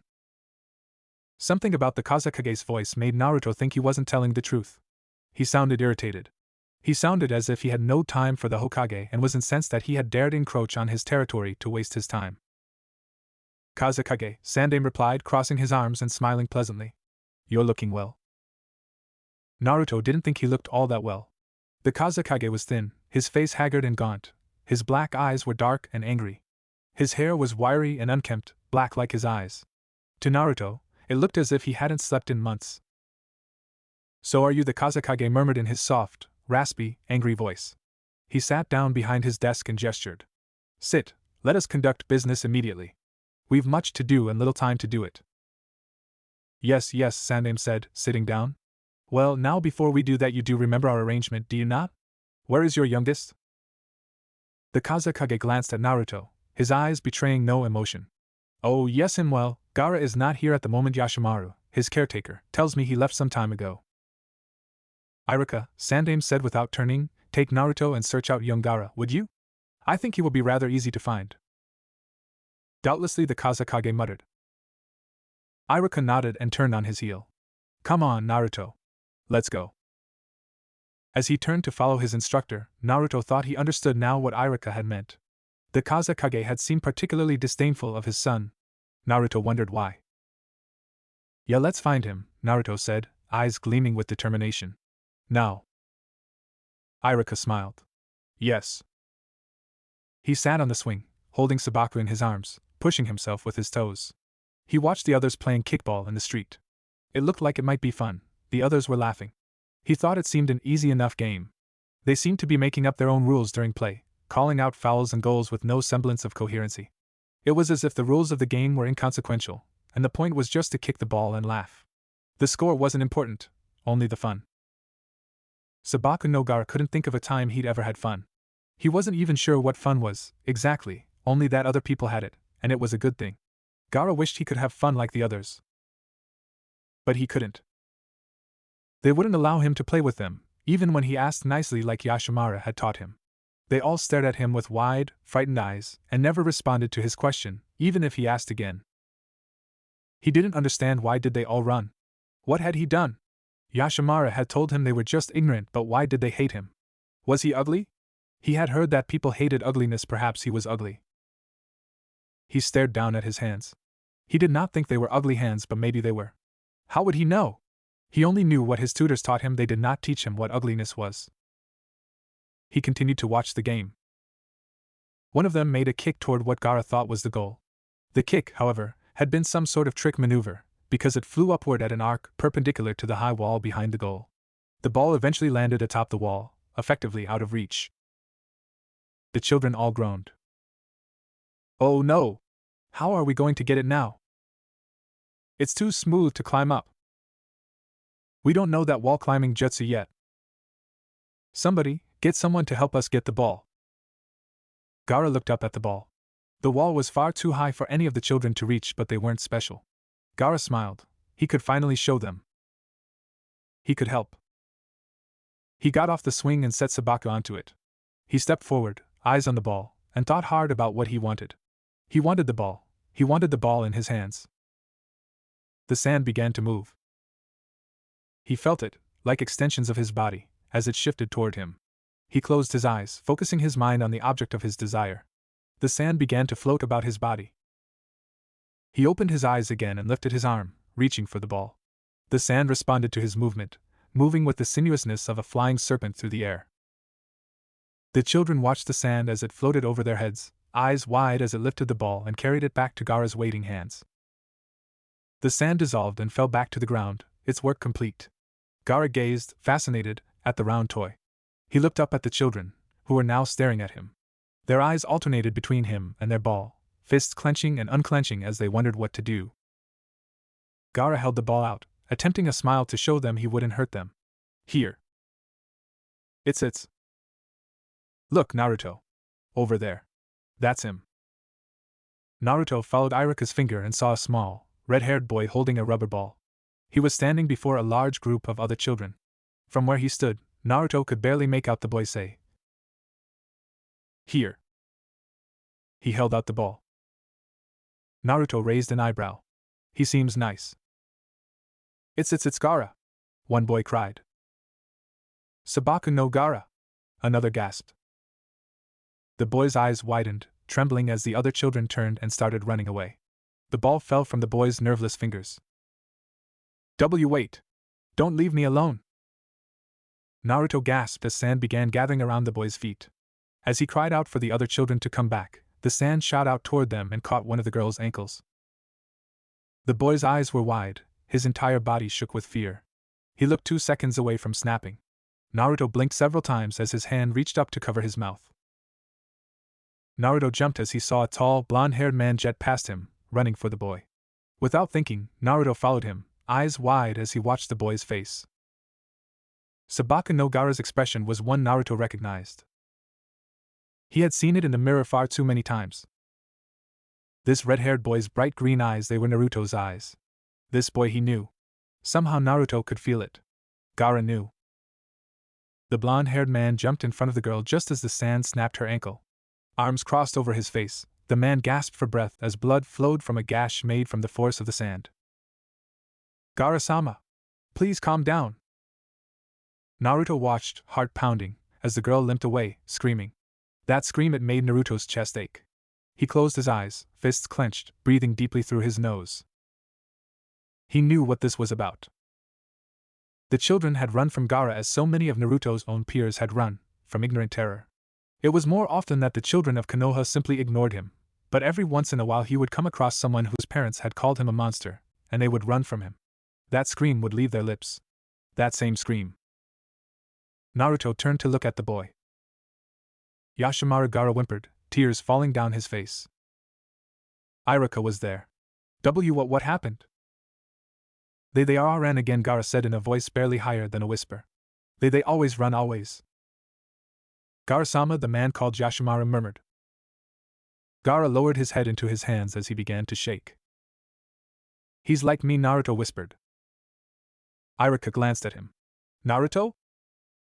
Just like me. Naruto, are you all right? He didn't answer. Instead, he walked forward, leaned down and picked up the ball at Gaara's feet. He looked at it silently for a moment. He tried to give them this, but they ran. He tried to be nice, and they screamed at him, they're just like the people back home, this isn't fair, not fair at all. Naruto heard Yashimaru ask Iruka, are you one of the shinobi from Konoha? Yes. And that is? Yes. I thought so. Naruto frowned thoughtfully. This Yashimaru person knew about him? Had Sandaime told the people here about him? Had this meeting been planned from the start? Old man Hokage must have known he was like me, maybe he thought. Gaara looked up from his hands, eyes still wet with tears. Who are you? He asked. Naruto grinned broadly. Hi. You're Gaara, right? My name's Naruto. Uzumaki Naruto. Nice to meet ya. Gaara lowered his hands, staring quizzically at the blonde boy in front of him. And Naruto? From the Leaf Village? Yep. You aren't running away. Why'd I do that? No sense in running away for saying hello. Sides, old man Hokage told me he wanted me to meet you. Don't know exactly why, but hey, you seem like a good enough guy. So what to doing out here? Gaara continued to stare, making no attempt at speech. It was clear he was shocked. Naruto understood the feeling. The first time Iruka had spoken to him outside of class, he had been unsure of how to react. Forced to be alone for reasons he didn't know all throughout his life, Naruto had been unable to respond. The same was evidently true of Sabaka no Gaara. Don't worry about them, Naruto continued, trying to get a response out of him. Who cares about them anyways? Probably can't play any good, lots of guys in my village to know how to play any real games, they just make stuff up. That's what they were doing. Gaara spoke as if he were in a trance, unable to comprehend what was happening. Naruto had a sudden urge to hunt down those kids and give each of them a black eye. Who did they think they were? Well, see? Sheesh figures. Naruto bounced the ball on the ground, catching it as it came back up. You know any games, Gaara? Any real games? And no, not really. Too bad. Well, hey. I'll teach you a couple. I know lots of games. I live by myself, see, so I gotta do something to pass time. Old man Hokage says we'll be here a while. He's got a lot of weird stuff to talk to the Kazekage about, says it's important, and confidential. Yeah. Confidential. You mean you'll play with me? You won't leave me alone? Sure. You seem cool. And sides, games are more fun with two people. Where do you live, Gaara? He pointed toward the building Naruto and Iruka had left from about 20 minutes before. There. Come on. There's a lot of wind out here. Gaara stood silent for a moment before following. Naruto glanced over his shoulder and grinned. Come on, slowpoke. Let's make the best out of the day, huh? Not knowing what else to do, Gaara nodded. Yashimara and Iruka watched the two boys as they walked away. Seems they've already hit it off, Iruka murmured. Well, looks like Hokage-sama was right. Yashimara smiled slightly. I'm glad, if they hadn't things might have gotten ugly. Perhaps, but that's the thing about Naruto, I guess he makes friends easily, when given the chance. Gaara-sama seems out of sorts. I suppose he's simply surprised to have someone his own age treat him so civilly. No one here trusts him. I hear your Hokage has outlawed the discussing of the fact that Naruto is a Jinchuriki. Kazekage-sama has made no such regulation. All know of the Shikaku. Iruka frowned. How unfair and so pointless. Only Gaara-sama doesn't realize what the Shikaku is. He knows that is what it is called, his special power, but he doesn't realize it is a bijou. Iruka smiled slightly. I'll have to tell Hokage-sama that things are going smoothly. It probably won't be long before Naruto is friends with Sabaka no Gaara. He isn't used to kindness. You'd think I would know better by now than to doubt Hokage-sama's plans. He was Hokage before I was born. He knows what he's doing. He was relieved. Naruto deserved a friend he could relate to. And from what he had seen, so did Gaara. You mentioned in a report to me that your son is unbalanced. Iruka stood with his hands behind his back, knees locked, eyes straight ahead, trying his best not to show his total disdain for the Kazekage. The man was bitter, uncaring, ignorant, and altogether an unfit leader in his opinion. It was because of this man that the Sand was a hostile village. As far as Iruka was concerned, the reason Sabaka no Gaara was unbalanced was solely because of his father. Yes, the Kazekage said slowly in response. It has become clear to me that Gaara is unfit to handle the Shikaku. He is a threat to my people. You don't care about your people, Iruka thought savagely, having to bite the inside of his lip to keep from glaring at the man. He might not have been Iruka's commander, but he was still a Kage, and that awarded him a certain amount of respect. Or at least, it would not be a good idea to fall out of one's favor. Iruka doubted there was anyone who wasn't out of this man's favor. I have noticed that your people hold young Gaara with a certain amount of fear. Perhaps this is the reason Gaara is unbalanced, as you say? Surely such open negativity would have an effect on a child. It was clear the Kazekage couldn't care less about Sandame's opinion. Perhaps. Nevertheless, what's done is done, and Gaara is now unfit to serve as a ninja. Something must be done with him before he does irrevocable harm. Iruka knew what that meant. He wanted Gaara dead. Assassinations happened to be quite commonplace in the village hidden in the sand, although no one dared to call them that. The Kazekage was clearly a dictator, at least as far as Irika was concerned. He led his village with no thought to the people, but only for himself. Irika had seen the man on numerous occasions, and every time he did, his opinion became less and less positive. Now, after seeing the depth of Gaara's madness firsthand, a madness brought on by this man, Irika was sure of it. It was only the knowledge that this was an ally coupled with the certainty that he, a mere chunin, would stand no chance at doing anything but dying that kept his body from rebelling against his mind. The more he thought about it, the more he wanted to send his fist through the Kazekage's teeth.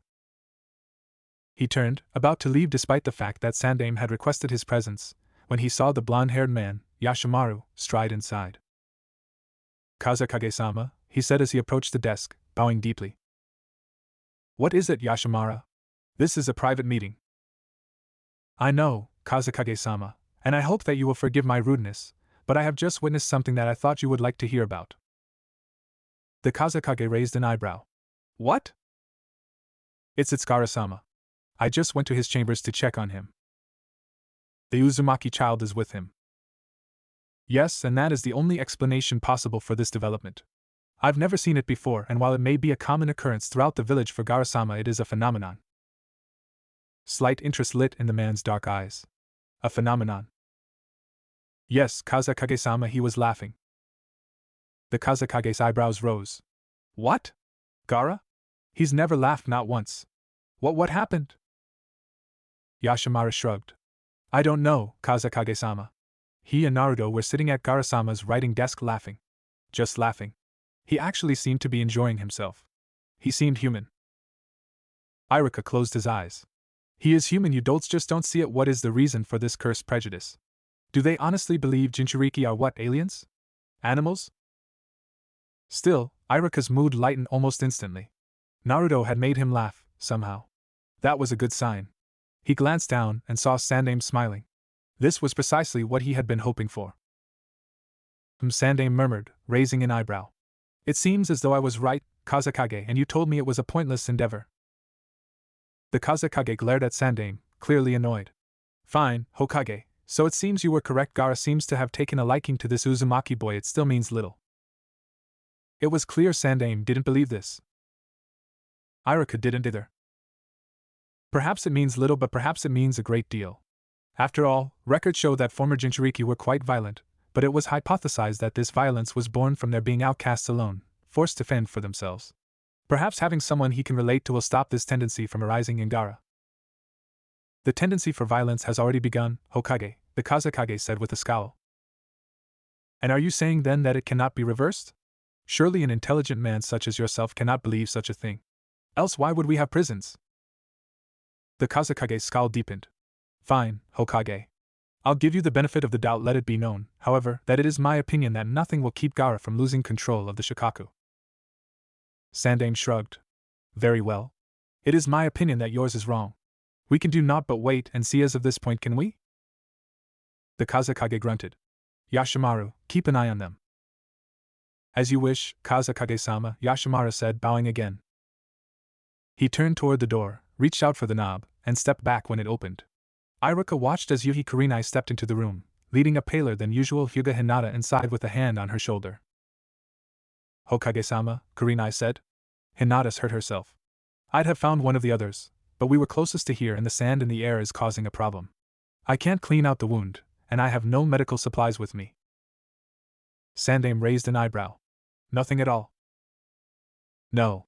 I apologize for my thoughtlessness, Hokage-sama, but I brought nothing with me." Sandaime frowned. Yashimara knelt before the girl and reached out for her arm.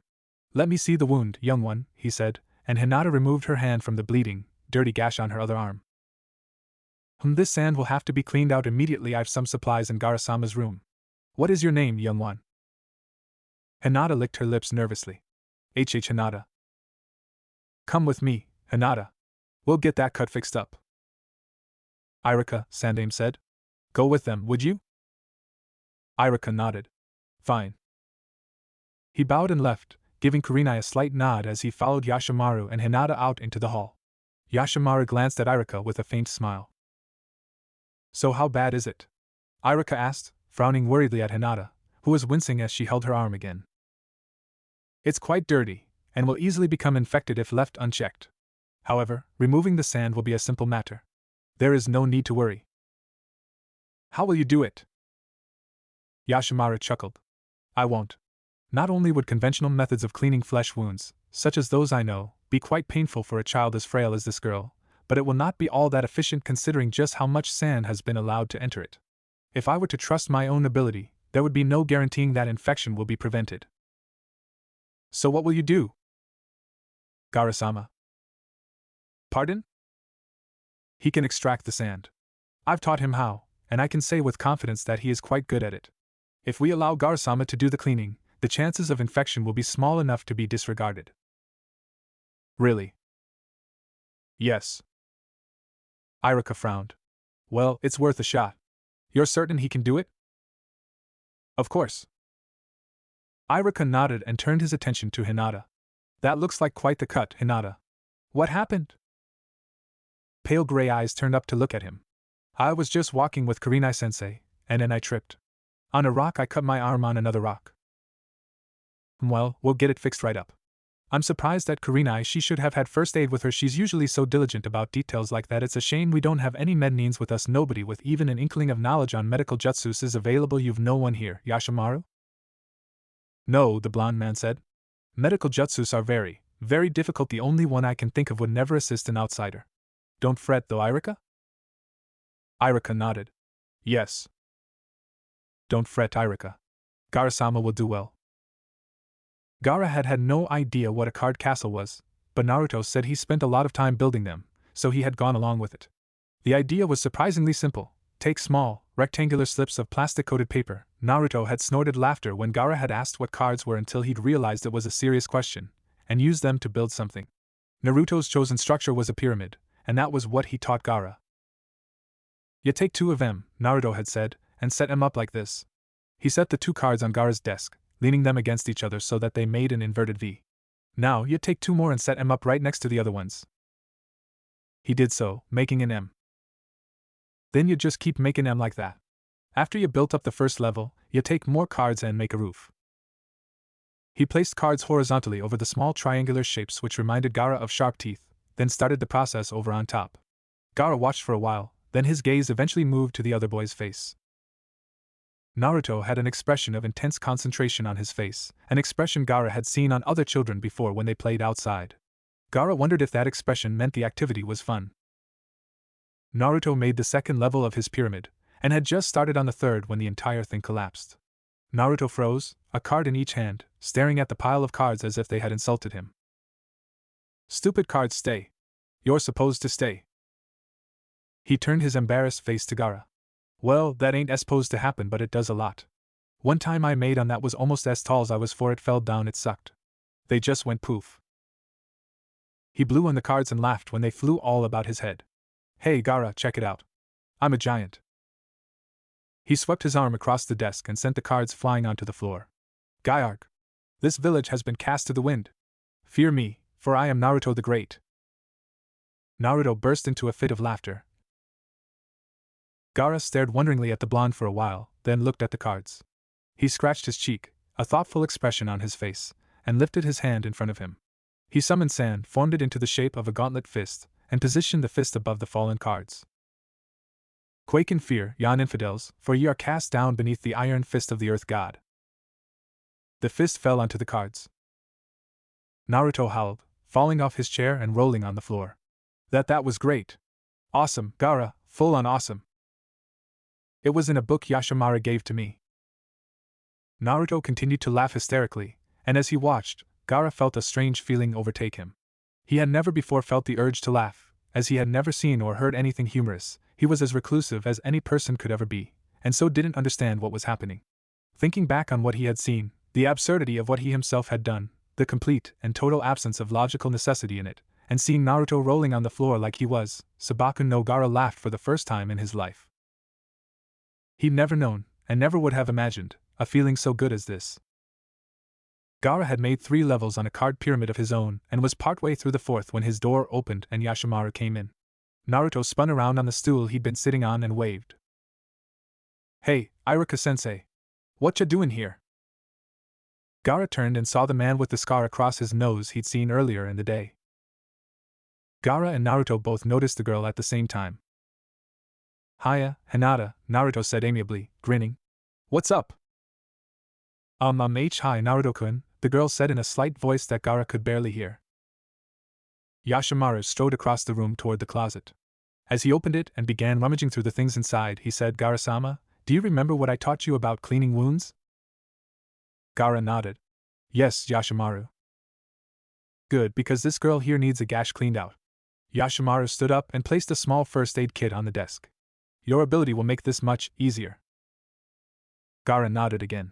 He hopped off his stool and approached the girl, who looked at him nervously. She attempted a smile of greeting, but it didn't stay on her face long. Hey, Hinata! Naruto called excitedly, coming up to her and grinning again. This Gaara.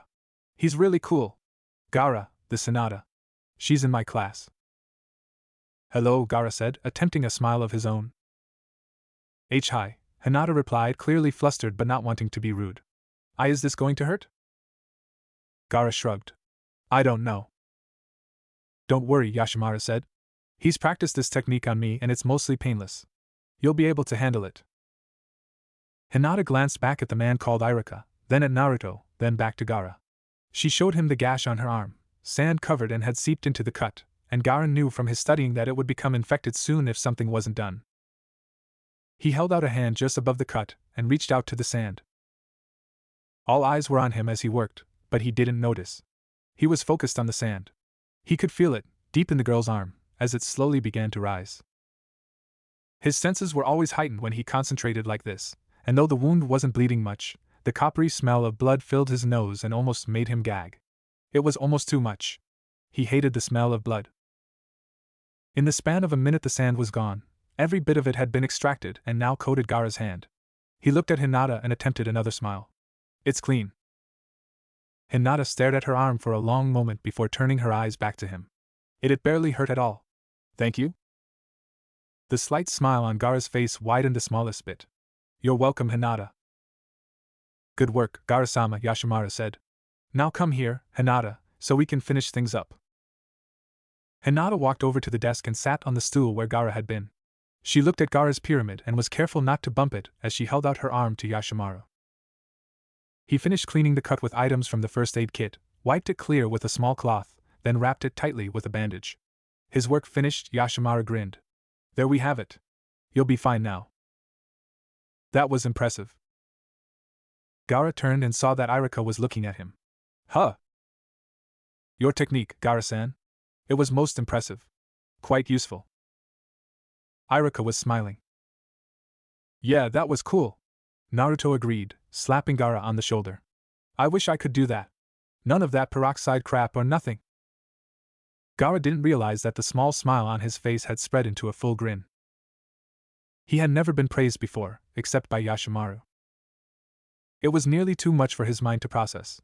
He had heard the people of his village talk badly about the outsiders quite often, at least until they realized he was there. Then they would talk badly about him, about how they were weak and stupid. This day, he had met 3 outsiders, and not one of them had run away. Instead, they talked to him. They were polite, like how Yashimaru had taught him to be. He'd been praised, thanked, and had learned how to laugh all in one day, because of weak and stupid outsiders. Gaara thought that, if that was what being weak and stupid meant, then it wasn't a bad thing. He decided that the villagers talked badly about people from other villages for the same reason that they talked badly about him. They were ignorant, just like Yashimaru said. Kazekage-sama, about my mission. The dark, brooding Kazekage took a long draw from his pipe and glared at his subordinate. What, Yashimaru? Are you backing down? Yashimaru sighed, running a hand through his hair. No, not in so many words, Kazekage-sama, it's just that the opportunity has been lost. There's no way I can succeed at this rate. Why? Are you so weak that you cannot handle such a simple? Kazekage-sama, forgive my rudeness, but you don't understand. We cannot move forward with the plan now. The Hokage is staying much longer than usual because of the children.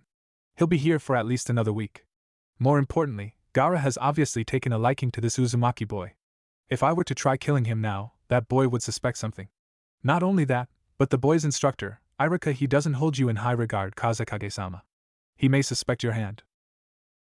The leader of the sand sighed in irritation. Perhaps you've a point. The Hokage would suspect something as well, no doubt. So what are you suggesting? That we hold off until they leave? Yes. That would be best. Our alliance with the Hidden Leaf is rickety at best, and this mission would likely snap it. That is hardly my concern. I had planned on breaking off this useless alliance rather soon. Be that as it may, Kazekage-sama, we currently do not have the resources to fend them off. If Gaara were assassinated while the Leaf are here, they would become hostile. The Hokage holds the Leaf's Jinchuriki with a rather obvious degree of affection. If he were to decide to attack, in an act of retribution, perhaps we wouldn't stand a chance. The Leaf's ranks are far larger than our own. We won't be able to fend them off for years. Once our current genin are experienced enough, we will be able to defeat them, but now? Impossible. The Hokage isn't so foolish as to do such a thing, Yashimaru. He may be affectionate toward Uzumaki, that I will not refute, but he is a smart man, that much I must give him. He wouldn't attack us out of vengeance. Perhaps not, but we still stand to gain more by remaining on civil terms with them for now. We are benefiting greatly from trading with them, and losing those resources now would needlessly cripple us. I suppose you have a point. But you realize I do not appreciate keeping him around any longer than is necessary. He is a threat, and must be eliminated. That may be so, but at the moment the Uzumaki boy is holding Gaara's homicidal tendencies back. With any amount of luck, he will remain docile until the Leaf need leave, and we will be able to neutralize the threat. I don't deal in luck, Yashimaru. Nor do I, but from what I have seen thus far, Gaara is like a completely different being. The Shikaku has not taken hold of him since he has met Uzumaki.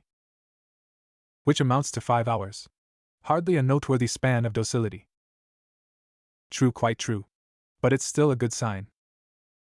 Fine. You've made your point, Yashimaru. Your mission will be postponed until the Hokage leaves. But I expect you to carry it out in all swiftness once that happens. No more excuses? Of course not. The Kazekage smirked slightly as he shook his head. Oh, I'm certain you'll come up with something. That boy has been alive far longer than I would have liked, but you always find a way to keep him alive. I'm beginning to suspect you actually care for him. I could not. That beast killed my sister. Indeed, well, prove your words by completing your mission at the very first opportunity. Else I will find someone more competent for the job. I gave this duty to you because you have a personal grudge to consider, but should you prove inadequate? Yashimaru hurriedly bowed. I will prove my worth, Kazekage-sama. As you say, the first available opportunity. The Kazekage waved a hand. Dismissed, Yashimaru. Iruka sat down in the insultingly small room where Sandaime would be staying. The elderly ninja was sitting in the only other chair, across the small wooden table from where Iruka sat. Hokage-sama? You wish to speak with me? Sandaime nodded. Yes, Iruka. You saw Naruto and Gaara earlier today, did you not? Yes. Well? How are they getting along? From what I've seen, Hokage-sama, Gaara has had even less experience with people than Naruto, far less. He's obviously had no one treat him even civilly. You know how the children of our village will at least speak to Naruto out of politeness every once in a while. Well, here, from what I can surmise, that isn't the case. Gaara is treated like a monster from every front. Except that man, Yashimaru. He, at least, treats Gaara as if he is human. I'm not entirely certain how sincere it is, to tell the truth, but at least he puts up a front. He and Naruto are getting along splendidly, though. And it seems that he's taken a liking to Hinata as well. Not surprising, I suppose? Hinata is almost impossible to dislike, unlike the rest of her clan. Sandaime chuckled. Yes, well, there are always exceptions. How is Hinata, by the way? Fine. Her wound has been attended to. Gaara has the ability to summon sand to himself, no doubt from the Shikaku. He was able to clean out Hinata's gash with hardly any effort at all. It's very impressive. I don't understand why he's so hated. He has quite a lot of talent. Surely a village such as this would respect talent. Certainly. But even a talented dog is useless to a cruel master such as the Kazekage without a strong enough leash, something he obviously lacks. He doesn't see his son as an asset because Gaara evidently does not respond well to force. He rebels, and quite strongly. This might be because the Shikaku, according to every account I've read, hates being subjugated. Gaara seems to be a quiet boy, Iruka noted. Perhaps, but it is in times of stress that a Jinchuriki will take on the aspects of the bijou he carries. The barriers between the demon and the holder are shaky when the holder is frightened or angry. I've done quite a lot of research on the subject, and every source agrees on this. So Gaara can hold the Shikaka back when in a peaceable mood, but if someone pushes him too far, something that happens quite often, evidently, the Bija pushes forward and lashes out.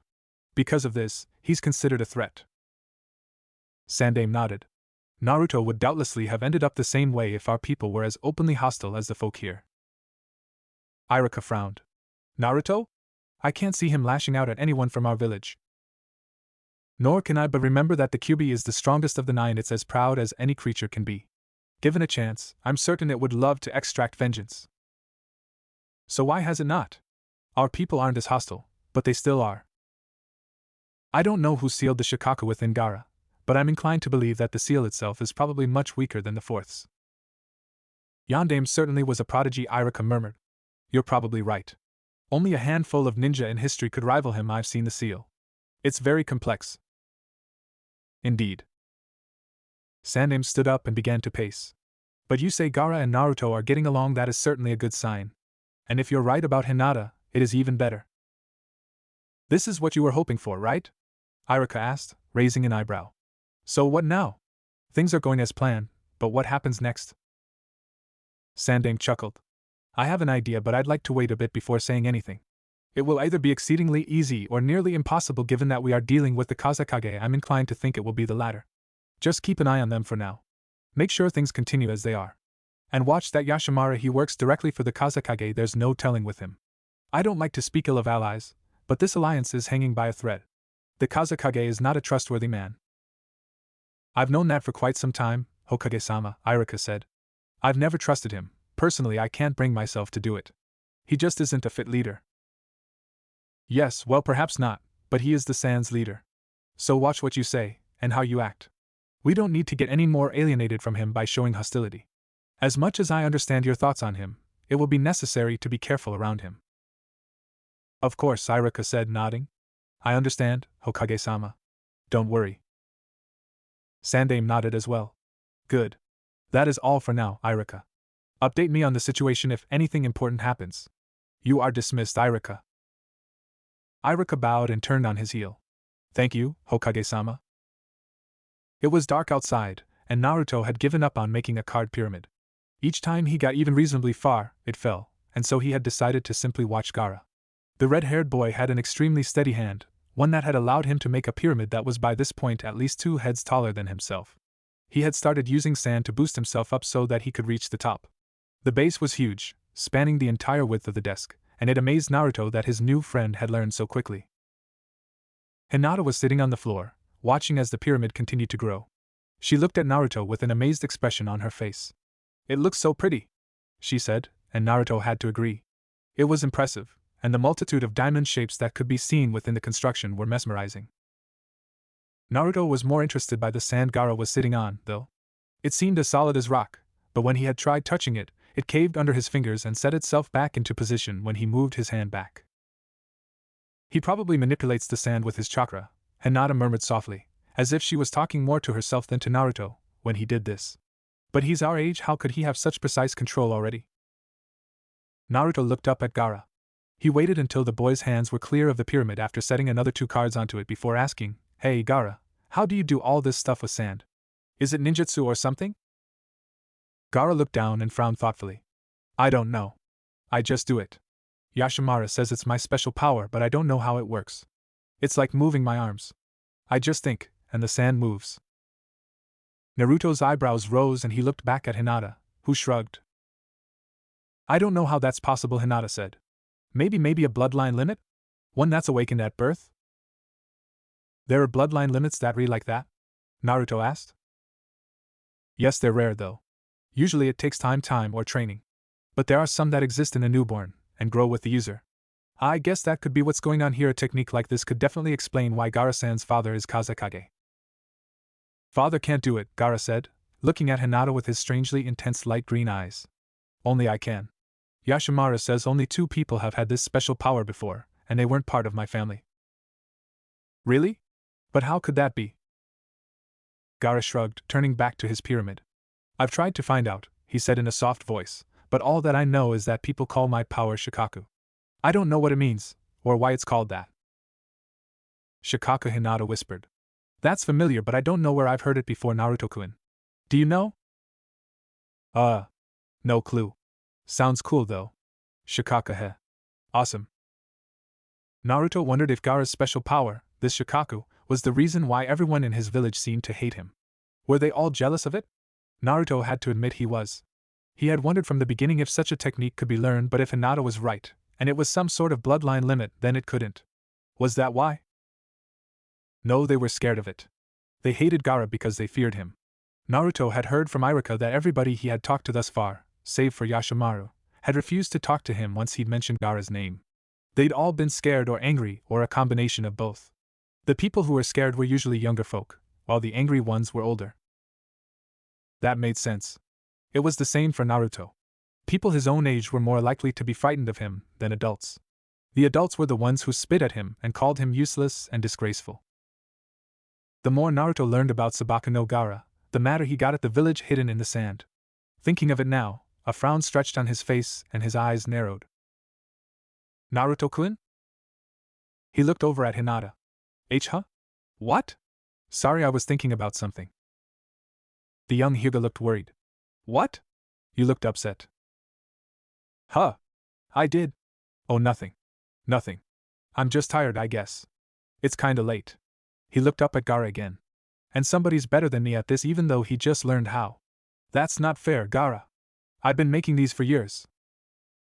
Gaara looked down. Your hands shake when you do it. That's why yours fall down.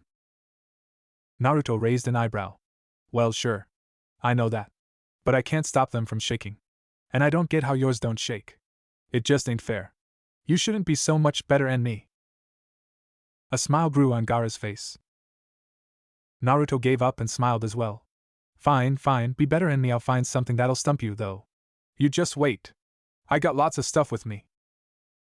The smile didn't leave when Gaara turned his attention back to his pyramid. Naruto stood up and walked over to his pack, sat down again and began to dig through it, mumbling to himself as he did. Gaara placed the final 2 cards on the very top of his pyramid, shifted the sand under him so that he was farther away from it, and studied his work. He let the sand dissolve, dropping to the ground, and turned to Naruto. You know how to play tic-tac-toe? Naruto asked, glancing up. I've never heard of it, Gaara said. Naruto grinned, pulling out a pad of paper and a pen. Cool. I love this game, but nobody ever wants to play with me. Naruto placed the pad of paper on the floor and drew a square grid with the pen. Okay, so there are X's and O's. It was dark as pitch outside when Yashimaru stepped into the room. Hinata and Gaara glanced up at him and greeted him, each in their own quiet way, but Naruto was too occupied with the sheet of paper in front of him to even notice the man. He chewed vigorously on the end of his pen as his brow furrowed in concentration. He had an expression on his face that would have made Iruka gape. He was focused. Finally, hesitantly, as though he were committing a country to an irrevocable decision that would change the fate of all, he took the pen out of his mouth and brought it down, ever so slowly, to the paper. He marked a large X in one of the squares. Gaara glanced at the paper, took the pen when it was offered, and nonchalantly swooped an O into another of the squares. He glanced up at the blonde-haired boy, shrugged that particular shrug of his, and blinked. I win. Naruto stared at the paper like it had just grown eyes. How did I miss that? No way. How do you do that? This isn't fair.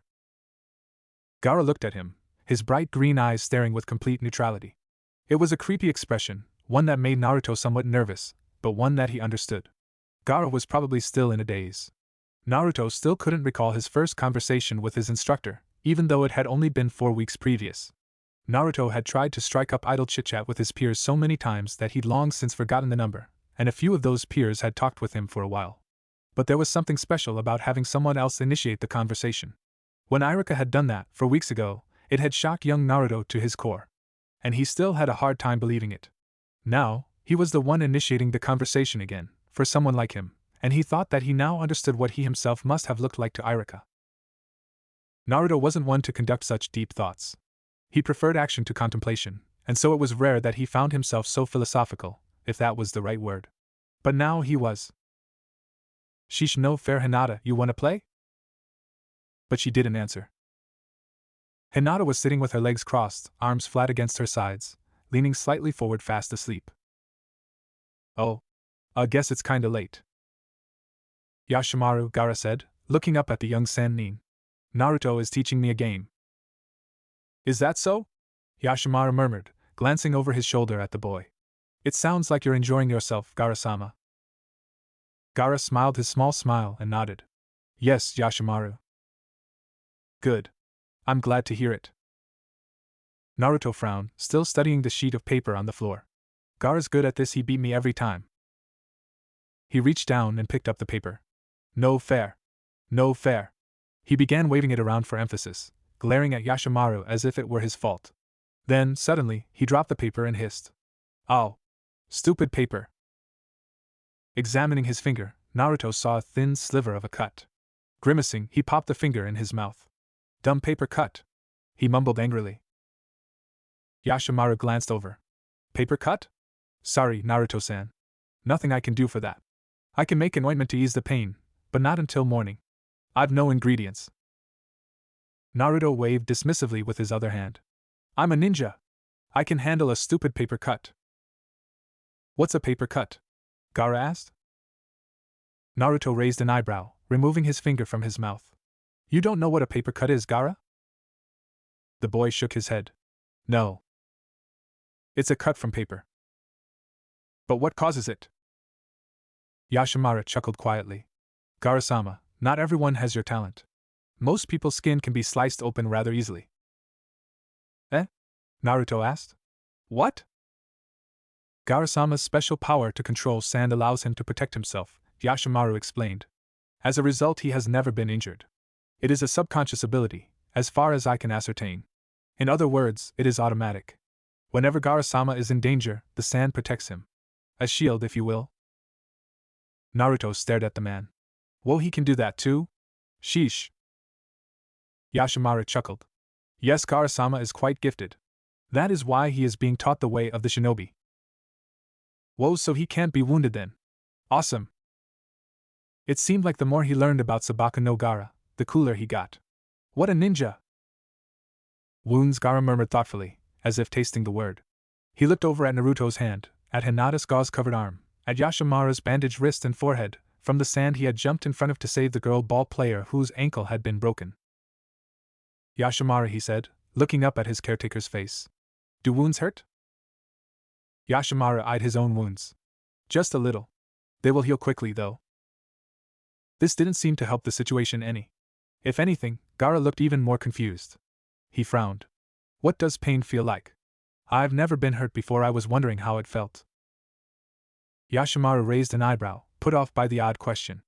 Naruto, too, found he had no answer. What did pain feel like? How could you explain it? Any word used to describe pain would have no meaning to someone who had never felt it sting, burn, ache. How should I explain this?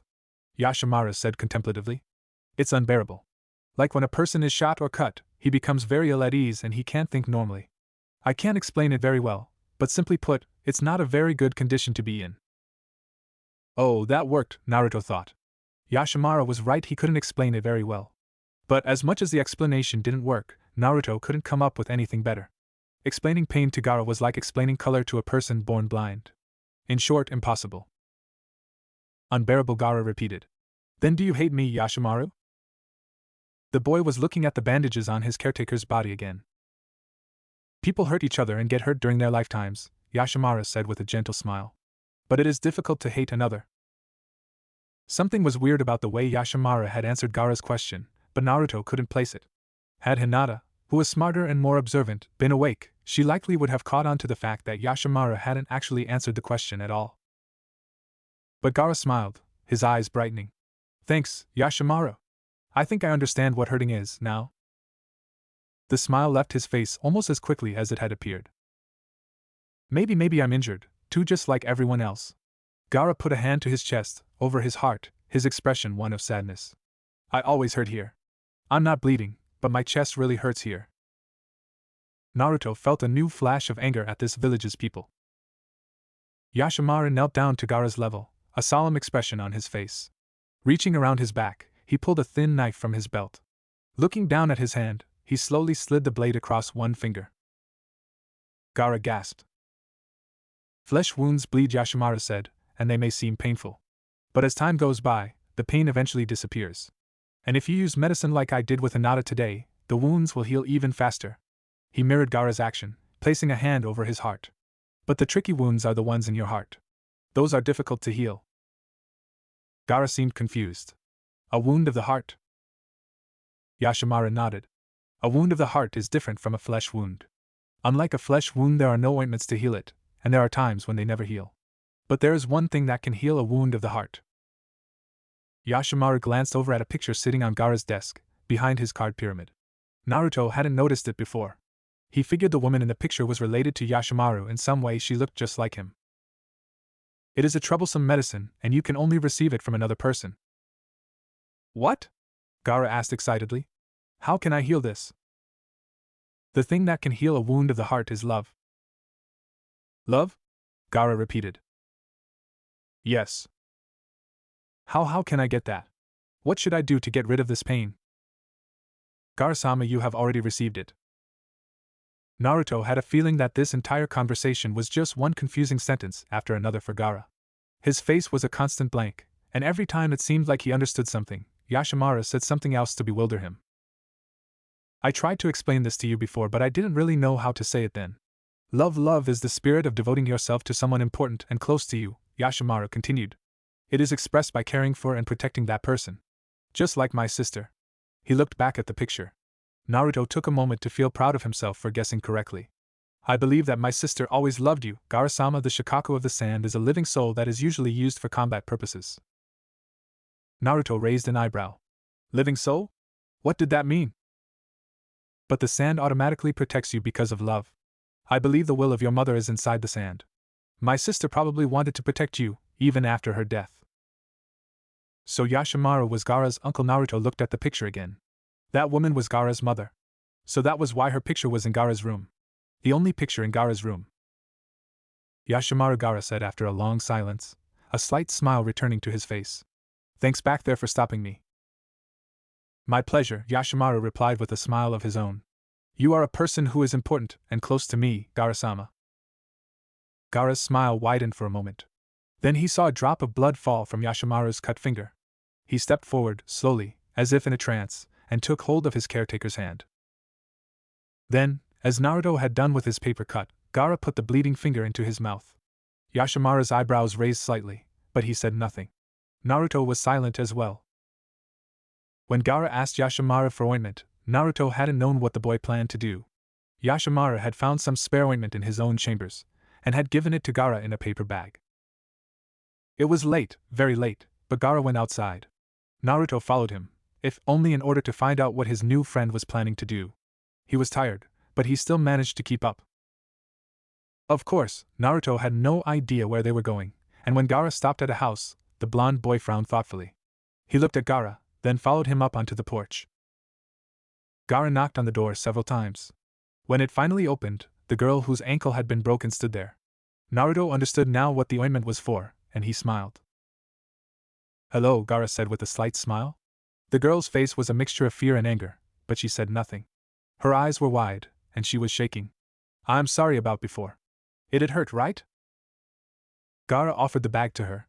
This is ointment, use it if you want. Naruto was almost, not quite, but almost, as shocked as Gaara himself when the girl scowled and shouted, Go away! Before slamming the door shut. Monster! Gaara looked heartbroken. His eyes were wide and fearful, and it looked like he was about to cry. Naruto, however, reacted in an entirely different manner. He had thought they were bad before, but this took the cake. That. It all came to a head. All the things his own village's people had done to him, all the cruel things he had heard about this village, the word monster brought back memories he hadn't known he'd had, of people looking at him with those wide, fearful, angry eyes, those scowling mouths with teeth that looked sharp, and that word echoing through his mind like the cold, harsh laughter of a demon. He couldn't run anymore. This was it.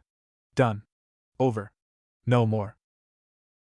He shot forward, slamming his fists against the door. Hey! Open the door! He started kicking it, rage such as he had never felt burning through his body. He continued to shout at the girl behind the door with such venom in his voice that it was virtually unrecognizable. His voice sounded guttural, primal, like a wild animal. He tried opening the door, but it had been locked. When he couldn't open it even after clawing at it so hard that his fingertips began to bleed, Naruto continued his assault, thrashing at the wood with a complete lack of control.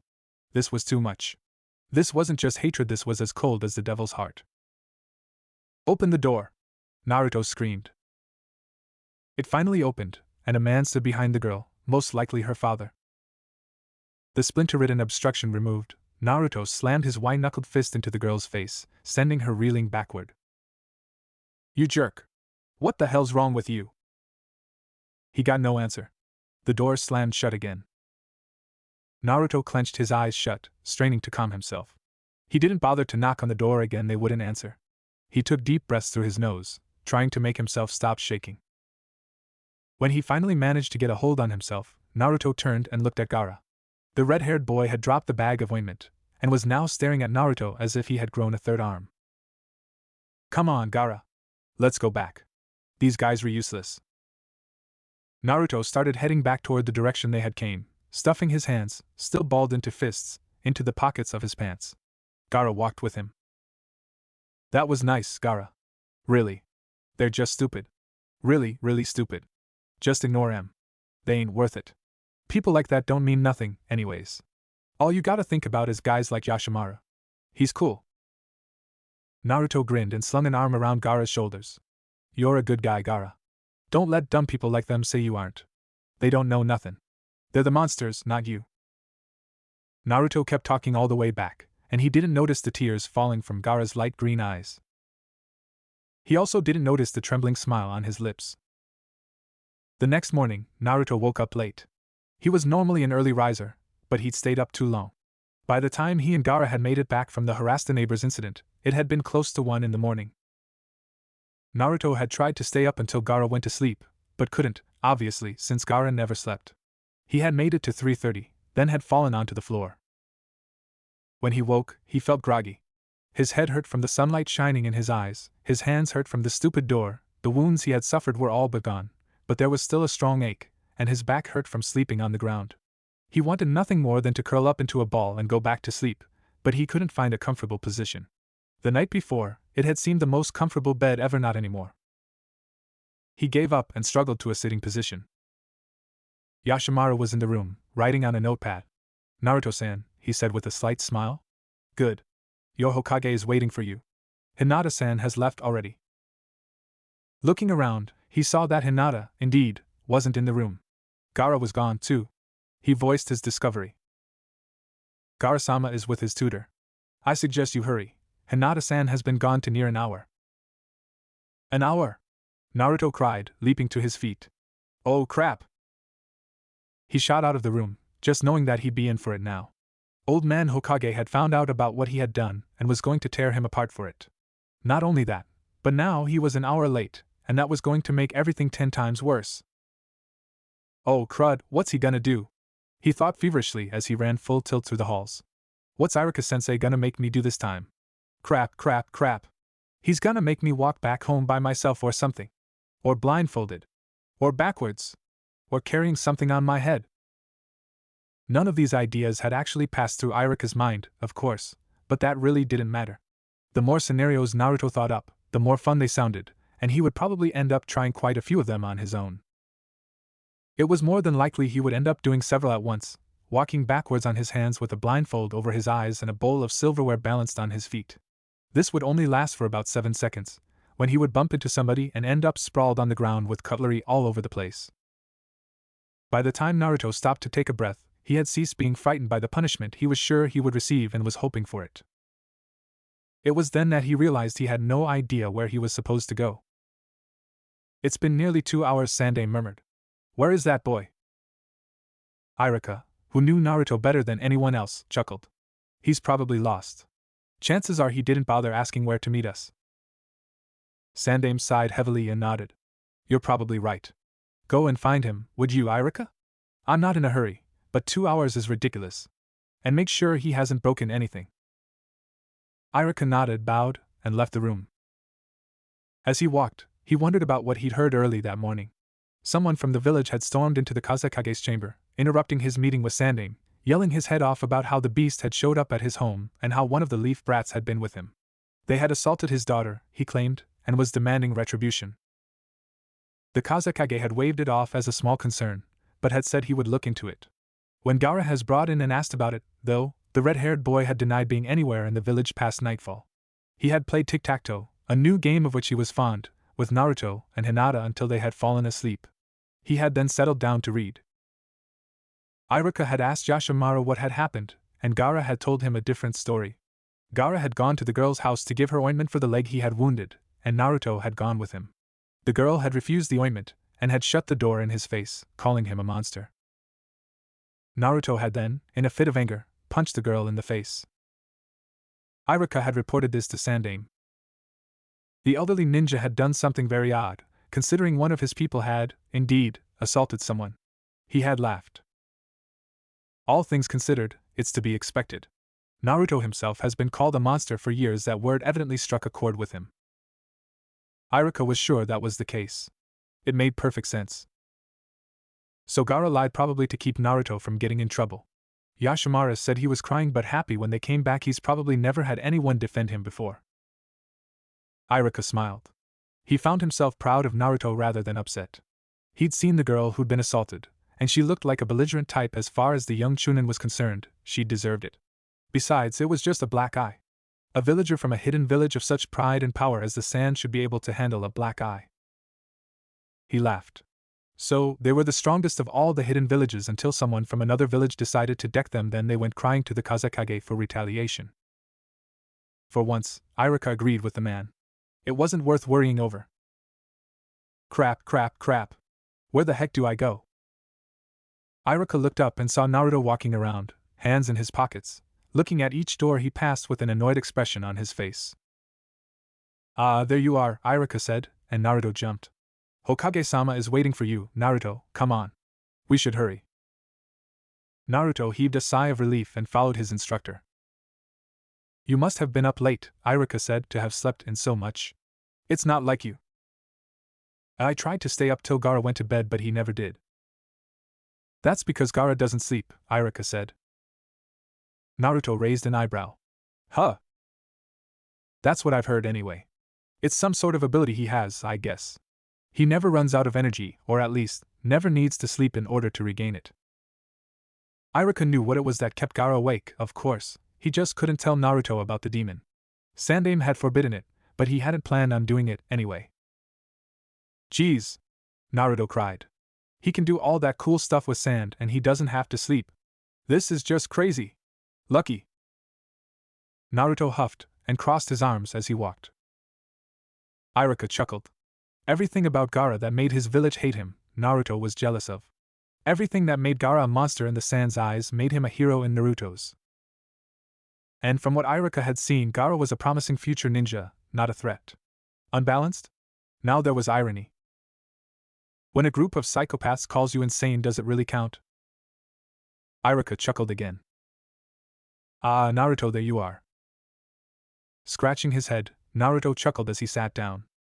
Sorry about that. Naruto glanced around and saw Hinata sitting beside him. He smiled slightly. Hiya. Hello, Naruto-kun. Now, Sandaime said, leaning his elbows on the desk he sat behind, I'm sure you're both wondering why I wanted to see you. Naruto had an idea. Well, you see, I want to find out the social health, if you will, of young Gaara. I hear from the Kazekage that he is bordering on insane, and needs to be contained in order to keep the rest of the village safe. Naruto snorted. Sandaime chuckled. Since the two of you spent last night with him, I wanted to see what you think. Naruto, Hinata, is Gaara insane? No! Naruto snapped immediately. Hinata shook her head. He was nice. I see, Sandaime murmured. Why do you think the Kazekage would say such a thing then? 'Cause he's a moron. I don't know, Hokage-sama. A moron, you say? Naruto nodded. He's probably like the rest of those jerks. They call Gaara a monster and run away from him and ignore him, then they expect him to be nice to him. Naruto crossed his arms, a frown plastered on his face. Stupid. Sandaime frowned thoughtfully. I see. Hinata? Do you have anything to add? The dark-haired girl bit her lip nervously. Well, it's just it seems a lot like what our villagers do to Naruto-kun. Naruto nodded. Yeah. Sandaime rubbed his chin. I thought so. Iruka crossed his arms and cleared his throat. I find it highly unlikely that Gaara is insane, and if he is being driven towards it, it's because of the village. They're one step away from asking him to go nuts. They're openly hostile and their leader does nothing to curb it. Upon hearing that, Naruto wondered if his own village would be just like this one. If not for Sandaime, he didn't think so, but all the same, he felt a new appreciation for the old man. I had figured on this, Sandaime said. I always take what the Kazekage tells me with a grain of salt. He tends to twist things in his favor when it comes to giving information. It isn't fair to call someone crazy simply because he retaliates when someone else hurts him. But it seems that is precisely what he has done. I've seen Gaara as well, and I see no reason to deem him fit to confinement. I asked the Kazekage about this, and he told me the brat's just acting. But somehow I doubt that. It can't be healthy for Gaara-san if his own father acts the same way as the rest of the village. I agree, Hinata. I have noticed there are distinct parallels between this situation and our own Naruto. You agreed that Gaara has gone through much the same as you, yourself, have? Yeah, but it's worse. These guys just flat out mean. Least back home some people nice. Sandaime frowned. Well, as you know, I'm trying to stop the hostility of the villagers back home, but people are not easily changed. Family is an important aspect of our people's lives, and the fact that you are an orphan does not sit easily with them. I've tried convincing them that it is simple superstition, but don't worry about it. They're just dumb. I know. It seemed exceedingly stupid to Naruto that people would hate him just because he had no parents, but it seemed that was the case. He was, after all, the only one in the village who didn't belong to some sort of clan besides Iruka, but Iruka was a ninja. A teacher. That earned him respect. That was why Naruto wanted to be a ninja too. He would prove to the other villagers of his home that he was worth something. But he wouldn't stop at Chunin like Iruka had. He would go on until he became the next Hokage. Then everyone would see that orphans weren't useless, that it wasn't bad luck to be an orphan or to be associated with one. Well, I've thought about this for quite some time, Sandaime continued, interrupting Naruto's thoughts, and I think it might work. You both like Gaara, do you not? Sure, Naruto said with a grin. He's awesome. Gaara-san is very nice, Hinata added, nodding. Well, then this may work out. Iruka raised an eyebrow. What are you concocting, Hokage-sama? Sandaime chuckled. Well, as I've said before, it's good for aspiring ninja to see the other hidden villages, so why don't we have Gaara come back to Konoha with us when we leave? I think it would help him gain a firmer grasp on the world around him. Naruto's eyes widened. You mean it? Certainly. It would likely be a nice vacation for him. If the people of his own village are treating him so badly, what say you two? Would you be willing to show him around? Make sure he is comfortable if he does decide to take up on this offer? Oh, heck yeah! Naruto cried excitedly. Sure. Sandaime smiled. I'll talk to the Kazekage about it. You two do what you want for now. Talk to Gaara about it, and see if he'd like to visit our village. You bet. Naruto leapt out of his seat and shot off out of the room, excitement flooding through him. Hinata followed, albeit at a much slower pace. So this was the other half of your plan? Sandaime raised an eyebrow. I have no idea what you're talking about, Iruka. It was just an idea. Iruka smirked. Sure. I'll admit that they seem to have befriended each other rather quickly, but surely this wasn't a spur-of-the-moment idea that popped into your head when Naruto said he liked him. Sandaime chuckled. No, that I will admit. I had figured on them bonding quickly, and it seems that they have. And yes, I had this little visit planned out as well. If my suspicions are correct, they will end up fast friends, and comradeship is very important for a ninja. Iruka frowned. The way you say visit makes me wonder at your motives, Hokage-sama. You aren't planning on just having him stay in Konoha for a week or two, are you? Oh well, if it turns out that Gaara likes life better in Konoha, I'm certainly not averse to extending his stay. Besides, the Kazekage evidently doesn't want him, nor does anyone else here. Iruka smiled again. You want to turn Gaara into one of us? Perhaps. He laughed. Well, you certainly are crafty, aren't you, Hokage-sama? I have no idea what you're talking about. I simply think this will be good for the two of them. Better they bond now as brothers, perhaps, rather than end up at arms against each other later. You know as well as I that if Gaara stays here, and is not killed, he will eventually be used as a weapon against us. True, very true. So this isn't only for Naruto and Gaara, this is a military tactic. You want to take their best potential soldier away from them, defang them, in a sense. I suppose, from a business point of view, you could say it that way. I am, however, more concerned about Gaara's mental health than the strength of our forces. I know our ninja well enough, and while Gaara's gift certainly is welcome, It is not my prime motive, I simply wish for him to find a place where he is welcome, a true home. Iruka raised an eyebrow. All well and good, but while our civilians won't be as bad as the civilians here, they certainly won't accept an outsider so readily as you and I would, and if you're right, and I think you are, about Naruto and Gaara befriending each other, they already seem to be, would they not dislike him even more simply by association? Oh, I'm sure, but unlike my comrade, I will take steps to ensure such behavior is brought to a minimum. Besides, anything would be better than what he is dealing with now.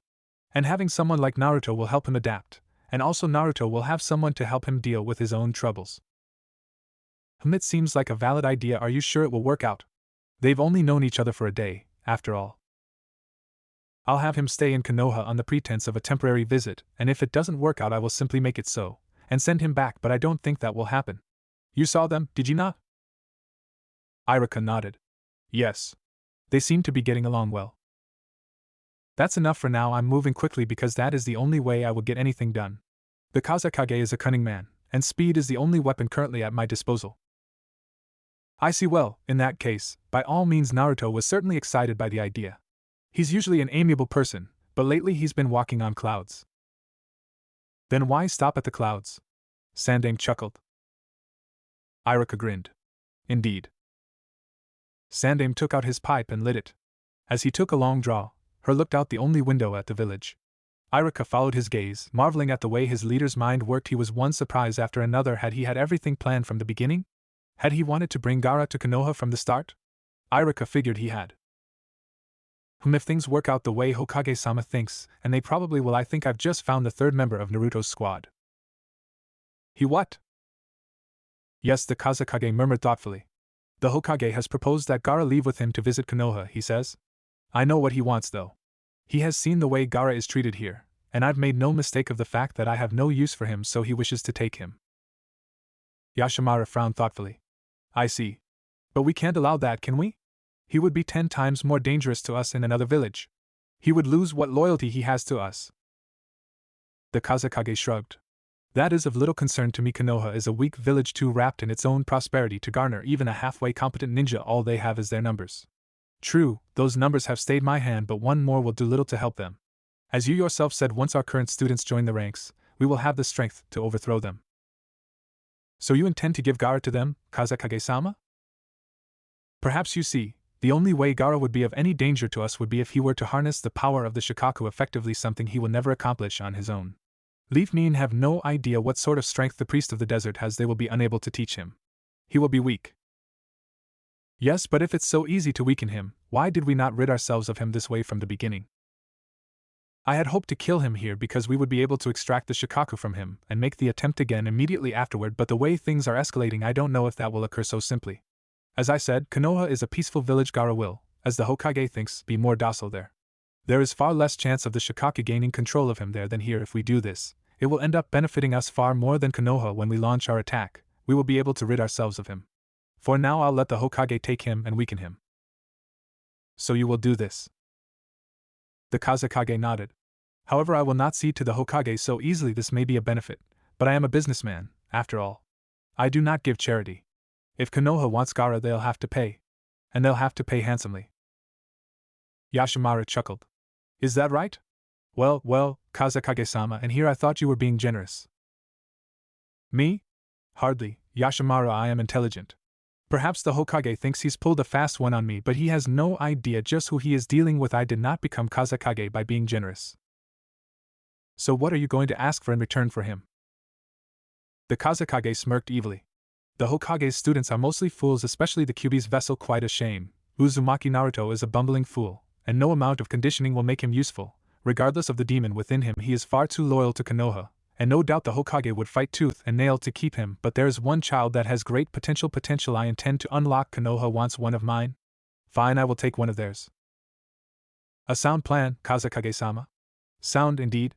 Not only will we gain a soldier, but we will finally have a solid chance of destroying our greatest threat. Ingenious, Kazekage-sama, simply ingenious. Of course, dismissed Yashimaru. It was the day they would be heading back home, and this time Naruto was even more excited to begin the journey than when he begun the first. Gaara stood beside him, clearly excited himself, albeit to a lesser degree than Naruto. The red-haired, green-eyed boy stared out toward the outskirts of his village, no doubt wondering what life was like outside the walls of his prison. He shifted his shoulders, settling the gourd on his back. Yashamara had given it to him the day before, and Gaara was still getting used to holding it. It was heavy, filled as it was with chakra-imbued sand, and Gaara's frame was thin. Naruto watched his friend as he waited impatiently for the Kazekage to show up.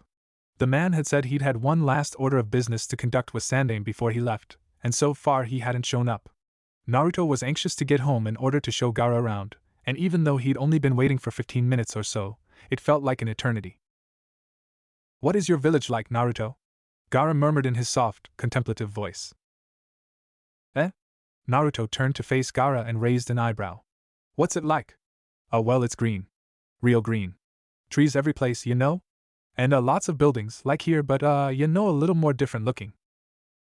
"What about the people?" Naruto fidgeted as he tried to come up with a good answer. Well, geez.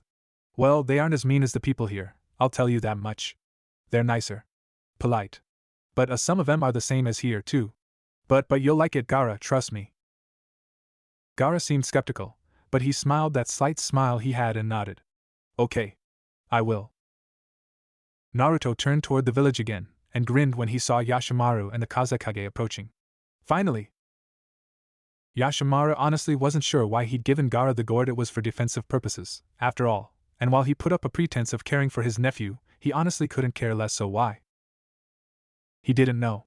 It had just happened. After Gaara had agreed to visit Konoha, he'd just given it to him. "Since you're visiting the forests, sand won't be plentiful and you won't be able to use your gift," he had said. "This gourd is a special artifact. It calls back whatever sand is removed from it, so that it always stays full." Gaara had simply nodded, thanked him, and had adjusted it so that it lay easy on his back. It was large, nearly as tall as he was, but he managed. The gourd was surprisingly light considering that it was filled to the brim with sand, and while it was likely still heavy for the boy, it wouldn't be after he had grown a bit. It was never meant to go to him, Yashimaru thought now as he approached the group of Leaf Nin and students at his master's side. He was supposed to die before ever seeing it. Why would I give it to him now? He didn't know about it, so he wouldn't know I would have been hiding something. Why did I give it to him? Yashimaru watched the child eye his father with detached disinterest. He hated Gaara. The beast had stolen his beloved sister from him. He had offered to assassinate him personally. He burned with the thirst for vengeance whenever he looked upon him. He hated Sabaku no Gaara with every fiber of his being. Didn't he? "So Hokage. Time to return home, is it?" Sandaime raised an eyebrow. "Yes, what was this business you wanted to speak with me about?" "We're behind schedule, and my people wish to return home." The Kazekage nodded, but there was no denying that he really didn't care. Yes, we will do this quickly enough. You see, I have a proposition for you. My son has agreed to visit Konoha and I have every intention of letting him do so if, that is, you do one thing for me." Sandaime frowned. "Is that right? Well then." The Kazekage nodded again as he crossed his arms. "You see, since my son will likely be learning from his experiences there being alone with an entirely new community, you understand I have every intention of going through with this, you see, but if you would, allow one of your students to stay here for the same experience." The tall, lanky man's voice was light enough, but it was too fake to fool anyone. Even Naruto, who hardly ever paid attention to such things, understood that the Kazekage wasn't being sincere. Sandaime frowned. "I see. And did you have anyone in mind?" "Well, as you know, I only allow the most highly skilled ninja into my ranks, so it would stand to reason that I would instruct only the most promising students. Only fair that, since you are taking this village's prodigy, that I take yours, the successor to your prestigious Uchiha clan, young Sasuke there." Naruto turned to look at the stone-faced youth as he stepped away from the others and stood at Sandaime's side. There was no telling what was going through his mind. He was like a wall. His black eyes studied the Kazekage with no emotion at all. Sandaime's frown deepened. "I see," he repeated. "Sasuke?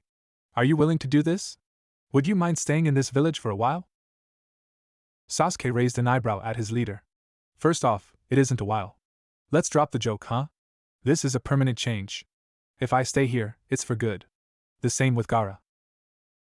Sandaime's frown left his face in surprise. The Kazekage smirked slightly. "Is that what you think?" Sandaime turned his eyes back to the Kazekage. "Fine. Let us cease this pretense, shall we? They deserve that much, at least." A shrug. "Fine by me." "Me too," Sasuke said, without giving Sandaime a chance to reply. All eyes turned to the young Uchiha, thunderstruck by his immediate reply. Naruto didn't know Sasuke all that well at all, actually, so the fact that he was willing to stay in the Sands village didn't bother him much. But looking at the girls from his class, he saw that most of them were absolutely devastated. They were Sasuke's admirers. Are you sure about this, Sasuke? Sandaime asked. Sasuke crossed his arms. Yes. Let's face facts here, old man. There is nothing in Konoha for me. I stand to gain nothing by staying there. Here I have a chance. How do you figure? Being here a week has shown me that the people here are stronger than we are. I want that strength. This is my chance to gain it, and I will take it. Naruto was struck by how old Sasuke sounded. He'd always known the black-eyed, black-haired boy to be mature beyond his years, but now none of those gathered thought of him as a 9-year-old academy student, not even the Kazekage. He was a soldier. The Kazekage looked down at the boy. You understand your training regimen will be much more strenuous under my command. Good, Sasuke replied. Naruto thought he understood. Sasuke's entire clan had been annihilated just recently, the whole family, gone. His mother, father, aunts, uncles, cousins, everyone. He'd heard whispers that the murderer had been Sasuke's own brother, but no one would say for certain. Naruto wondered if, after having been subjected to such betrayal, he would have much of a desire to remain loyal to Konoha, either. Naruto had been alone from the start. Sasuke had grown up. Normally it had to have been a crippling blow. And here everyone saw the result of that blow. Sasuke would become a Sannin. Naruto glanced at Gaara and a second realization hit him. Gaara would become a Leaf Nin. The idea filled him with excitement, but he kept it inside. This was a serious event. After all, one of his colleagues, familiar or not, had just committed himself to an entirely different home. Such a thing was not done easily, and yet Sasuke had done it immediately. If this is your decision, Sasuke, Sandaime said, I have no place in stopping you. Very well. If you are certain, absolutely certain, that you wish to take this course of action, you have my permission. Sasuke, in a strange gesture, bowed slightly. Thank you, Hokage-sama. The Kazekage turned to Gaara, almost as if on an afterthought. Gaara, are you willing to commit yourself to the Hidden Leaf? Gaara's response, like Sasuke's, was immediate. Yes, father. A nod, and that was it. It is done, Hokage. Sandaime sighed. Very well, Kazekage, bargain struck. They shook hands. There will be various records to be exchanged. I will send them to you shortly. Sandaime nodded. Fine. But we must be going. The Kazekage nodded. Of course. As Sandaime turned, and with him everyone else, Naruto thought he saw Sasuke give him a solemn glance. And although he wasn't entirely sure, he thought he heard him whisper something. Something like, I hope you'll be happy now. Glancing beside him at Gaara's smiling face, Naruto had a feeling he would be. I can't believe it was done so quickly. They did agree to the arrangement on extremely short notice. Sandaime raised an eyebrow at Iruka and Kakashi. Are you honestly surprised? Gaara was reviled 2 steps away from assassination. And Sasuke, well, he's right. He has nothing tying him to our village anymore. This arrangement will work well for both of them. Iruka nodded. Sure. Kakashi, though, didn't agree. Perhaps for Sabaka no Gaara, this will be good, but for Sasuke, no. He will not find fulfillment there. Not under the Kazekage's rule. His heart is fueled with the fire of vengeance, and he will carry it out, I am sure, but he will never be happy. I had never really expected him to be, after what happened, Sandaime said. His entire life revolved around his clan, and he idolized his brother. Itachi's betrayal all but broke his spirit. I tried to help him, but he cannot be reached, even at his young age. He walks his own path. Kakashi sighed, adjusting his headband. A shame Sasuke had promise. So does Gaara, Sandaime said. Do not forget that this worked both ways. We have a new student now. We must focus on him. No doubt he will catch no end of grief from the young women of his class for this. I doubt he needs us adding to it. Iruka chuckled. Yes, that will certainly be an issue, but I think Naruto will help him through it. And let's not forget Hinata. She has taken a liking to both of them. Sandaime rubbed his chin. Your evaluation of your students will be required soon. From the sound of it, you've already gotten an idea of who should be teamed with Naruto. Iruka chuckled again. It bodes well. We'll see what happens when we get back home. A member of the Hyuga clan and 2 Jinchuriki, Kakashi murmured thoughtfully. Quite the squad if it turns out. Hinata may not be powerful now, but the strength in her blood cannot be denied. She has very precise chakra control already, and her body is in great physical condition. She's near the top of the class. Very intelligent, as well she's gifted, she just doesn't realize it. I think that would have to do with her father. Sandaime nodded. Doubtlessly Hayashi is harsh, very harsh. But it seems she has found a friend in both Naruto and Gaara that bodes well for her. Your evaluation, Iruka, premature as it may be, seems a very solid one. Iruka grinned. Well, let's face it, Hinata and Gaara are about the only people who can stand his antics in the first place, and if that remains true by the time they become genin, we can count endurance among their strengths too. From what I could gather, Kakashi said, Gaara's training in the sand was all long-distance offensive. He was trained to use the Shikaku's control over sand for everything. He is hopelessly reliant on it. Sandaime raised an eyebrow. Did some research of your own, did you, Kakashi? A chuckle. I did. Iruka, I would suggest you train him rigorously in taijutsu, he needs it. He's never been taught anything but ninjutsu, and his body is too frail for a ninja. No doubt the sand figured it a waste of time since the Shikaku defends his body without fail every time he is at risk of injury, but we cannot do that. If he is to be of the leaf, he will need a backup plan. Not everyone he faces will be stopped by sand. Sandaime nodded. I gathered that much. Myself, the sand was far too confident in the Shikaku's abilities for my tastes. They taught him to rely on it, rather than himself. Sand is not a weapon, nor is a katana or shuriken. They are but tools. The ninja himself is the weapon, and we must forge him as such. Iruka nodded. Fine. Good.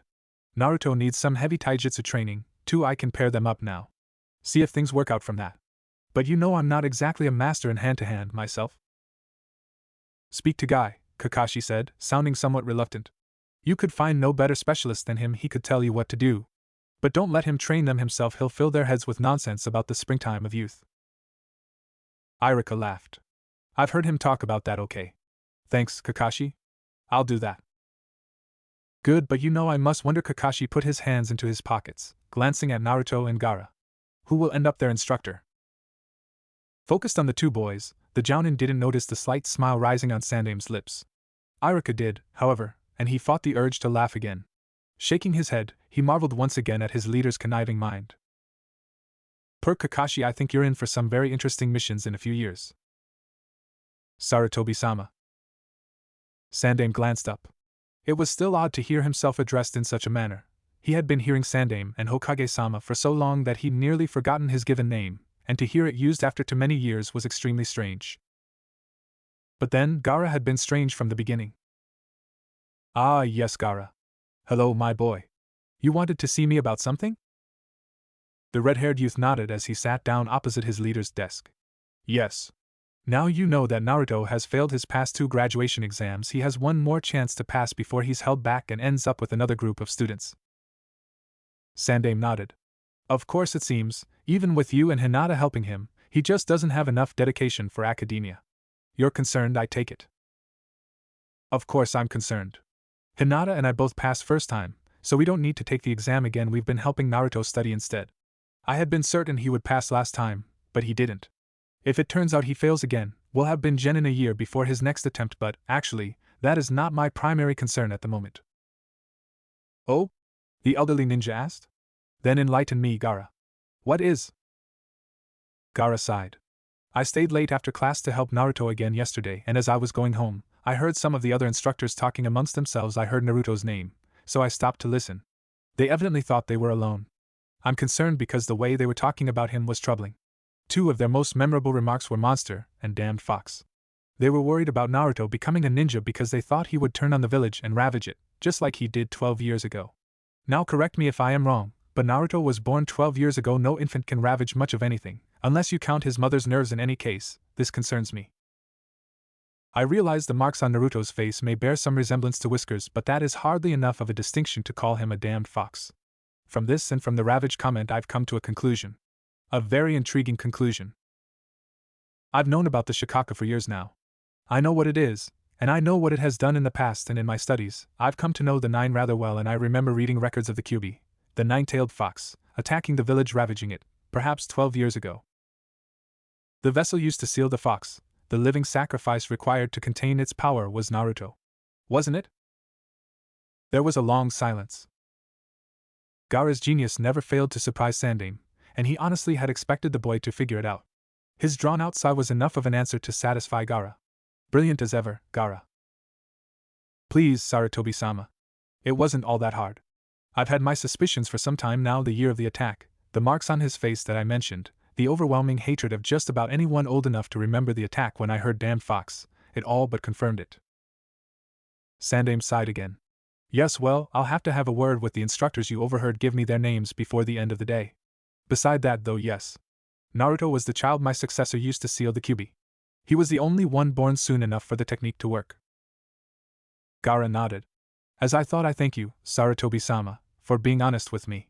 Naruto is my friend, and I never have appreciated the way the village treats him. I still don't, but at least now I understand it. I've made it a violation of law to speak of the Kyuubi or Naruto's involvement with it. If Naruto had been the one to hear this instead of you, it would have been terrible for him. Still, it doesn't stop them from hating him. He thinks it's because he is an orphan, and somehow I've managed to keep him thinking that over the years. He'll find out eventually, Gaara said with a frown. You know that, don't you? Yes, I know, but I don't want it to be any time soon anyway. Keep this a secret, would you?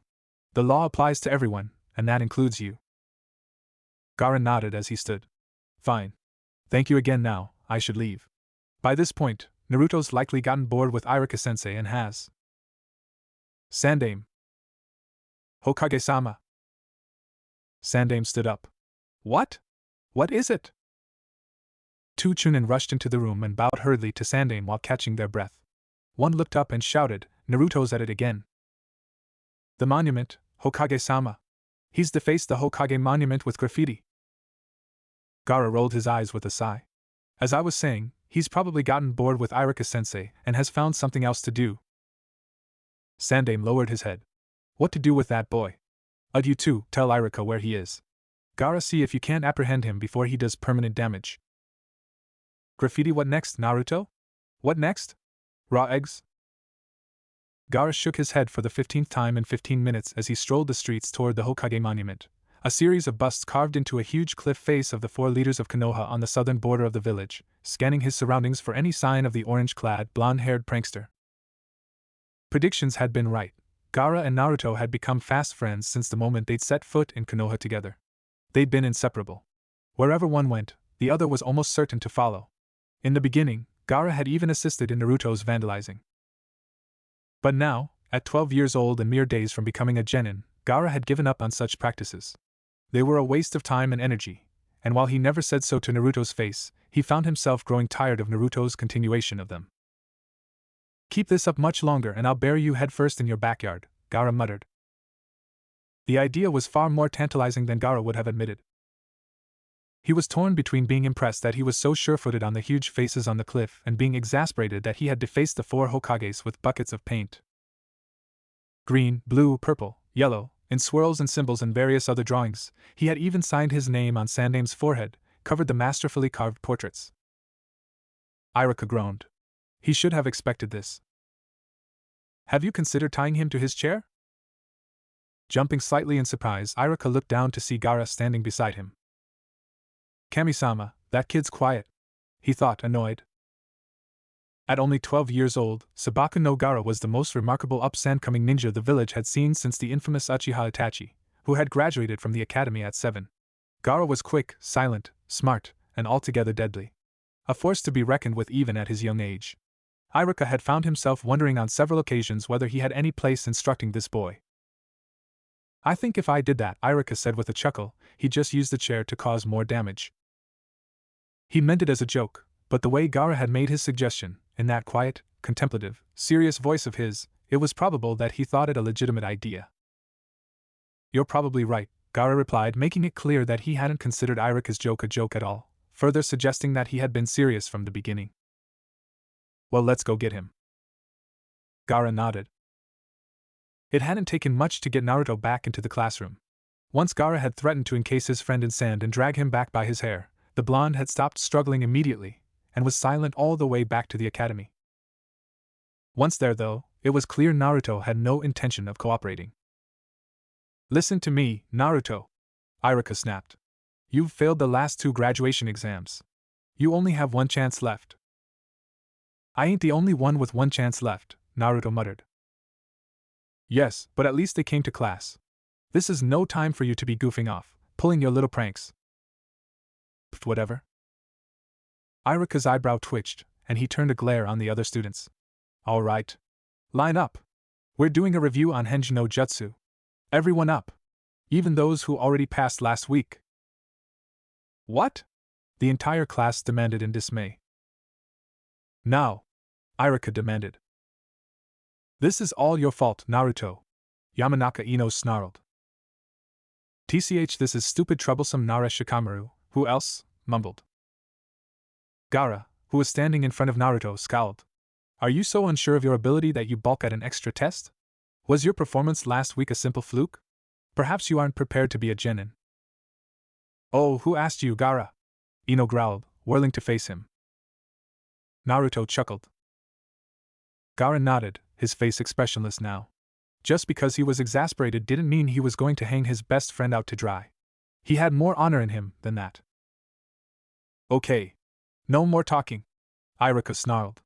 Now all you have to do is transform yourselves into me, one at a time. Same test as last week, so it shouldn't be difficult for most of you. Haruno Sakura, you're up first. The pink-haired girl nodded and stepped forward, making the seal of the ram as she did. Okay, here goes Henge. A puff of smoke, and Sakura had become a carbon copy of her instructor.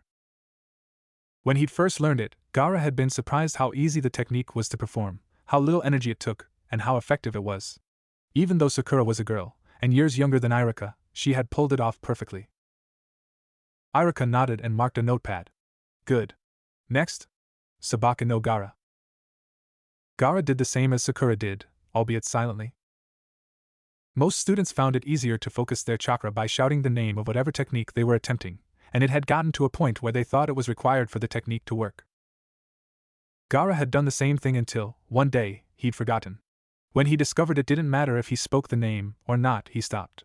Getting into the habit of shouting every time he performed a technique would make it harder to be silent when he needed to, and silence was one of a ninja's most important weapons. And so, he was silent. Irika nodded again and made another mark. Good, Gaara. Next? Uzumaki Naruto. Gaara was about to walk back to his seat until he caught sight of the mischievous look on Naruto's face. Stopping, he turned. Oh no, he thought, he's planning something.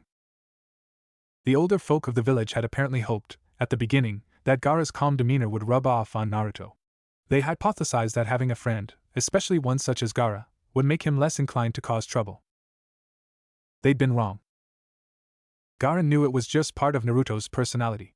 He made jokes and pulled pranks more to make himself laugh than the people around him. It wasn't so much to attract attention, as most people figured, as it was to relieve boredom. Naruto was an excitable, energetic person, after all. Calm just didn't become him. Gaara had calmed Naruto down over the 3 years they'd lived together in Konoha, sort of. But not nearly enough to make him stop. He was now calm enough to think through his ideas, which actually made things worse for the townspeople. He had become increasingly inventive and ambitious over the years, and it had escalated into defacing the Hokage monument, and whatever he currently had planned. Glancing to the side, Gaara saw Hyuga Hinata standing beside him. She felt his gaze on her, and looked over. She smiled her small, quaint, shy smile. Hello, Gaara-kun, she said in a whisper. Gaara nodded his own greeting. They both turned their attention back to Naruto, who was adjusting his goggles. Gaara had long wondered why Naruto wore them. He never used them properly. He just kept them on his forehead. They kept his hair out of his eyes. But any bandana could have done that, taking deep breaths, cracking his knuckles, wasting time, it seemed. Actually, Gaara figured, he was just making sure he had an attentive audience. This one, evidently, he was proud of. He wanted his classmates to see it. Just do it already. Irika growled in irritation after a full minute. Okay. Geez. Naruto snapped, and made the seal of the ram. Let's do this, Henge. There was a puff of smoke, which signified that he'd done it, but Gaara immediately noticed something amiss. The form of the body silhouetted in the smoke was most definitely not Irika's, and as it cleared, the nude woman Naruto had become winked and blew a kiss at his instructor. Irika gaped, then blood shot out of his nose and his legs gave out, causing him to fall backward into his desk. Naruto began to howl with laughter and lost control of the transformation. Ha! Gotcha! I call that one the seduction technique. Gaara swiped a hand over his face. Only Naruto, how long had he spent perfecting that move? Why could he not apply himself so studiously to other tasks? He groaned and shook his head. You idiot! Iruka shouted, shooting back to his feet, his face red in anger and probably embarrassment. Don't waste time inventing such a stupid technique. Gaara wasn't so sure he would call the move stupid, it could have its uses. Although he was certain Naruto hadn't made it up for spying or infiltration, wherein it could be beneficial, he probably invented it simply to shock Iruka. To his credit, he'd succeeded. Hinata, Gaara noted, was blushing furiously. A smirk found its way onto his usually passive face. Of course, Naruto had certainly done his homework. The figure had been spot-on accurate, and as such, for someone like Hinata, born into a high-bred family such as the Hyuga clan, was likely to be far too vulgar and tasteless to be something she'd seen before. It was probably especially embarrassing in conjunction with the boy she liked. Now Gaara knew why Naruto had wanted to borrow his book on human anatomy. Iruka was perched on the top of Shodame's head, watching Naruto with a scowl on his face as the blonde cleaned off the paint with a folded washcloth. Every once in a while he glanced over at Gaara, who was assisting his friend even though Iruka had forbidden it. Sometimes Iruka knew it was impossible to get the red-haired boy to listen to orders and that he was similar to Naruto. You're not leaving until every last drop is cleaned off, Iruka reminded Naruto. Yeah, whatever, Naruto muttered, rubbing at a particularly stubborn patch of green. Ain't like I got anything better to do. Iruka frowned, scratching at the scar cutting across his nose. Naruto. The blonde glared up at his instructor, clearly annoyed. What now? Well, after you're done here, how about we go out and get some ramen? You know, the good stuff, down at Ichiraku. As expected, Naruto's blue eyes lit up. For real? He shouted, a wide grin spreading on his lips. Awesome. Talk about inspiration. Iruka sighed. Sometimes he was too soft. Judging by the way Gaara was looking at him, he knew it, too.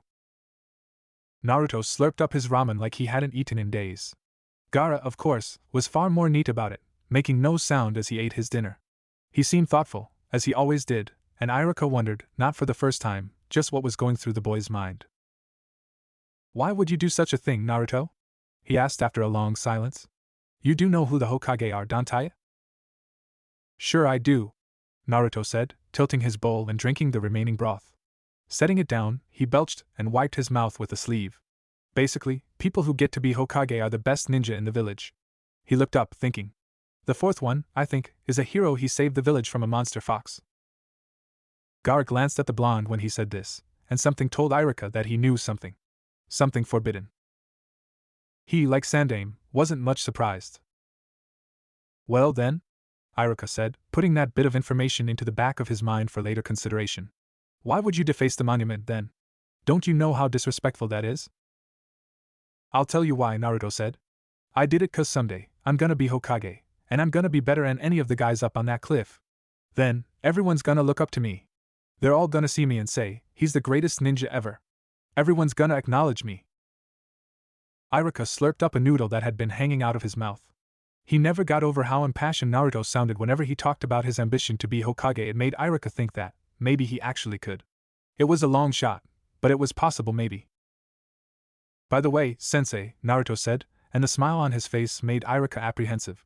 It was friendly, and that usually meant he was up to something. I've got a favor to ask. What? Iruka asked, raising an eyebrow. You want another bowl? No, Naruto said, and even Gaara seemed surprised at this. Could I put on your hitate? Please? Just for a minute. This? Iruka said, tapping the metal strip on his headband. No, this signifies that you're an official ninja, that you're an adult. It's an important symbol. You'll have a chance to get one of your own tomorrow. Naruto pouted. Mean it? Iruka chuckled. Is that why you took your goggles off? I want seconds. Hey. Iruka scowled. You little. Gaara smirked. I thought so. Some things never changed, Iruka thought, annoyed, as he called for another bowl. Especially when it came to Naruto. And that made him worry. Would Naruto be able to graduate? He wasn't sure. As Gaara's smirk faded, Iruka figured he was thinking the same thing. TCH tomorrow, huh?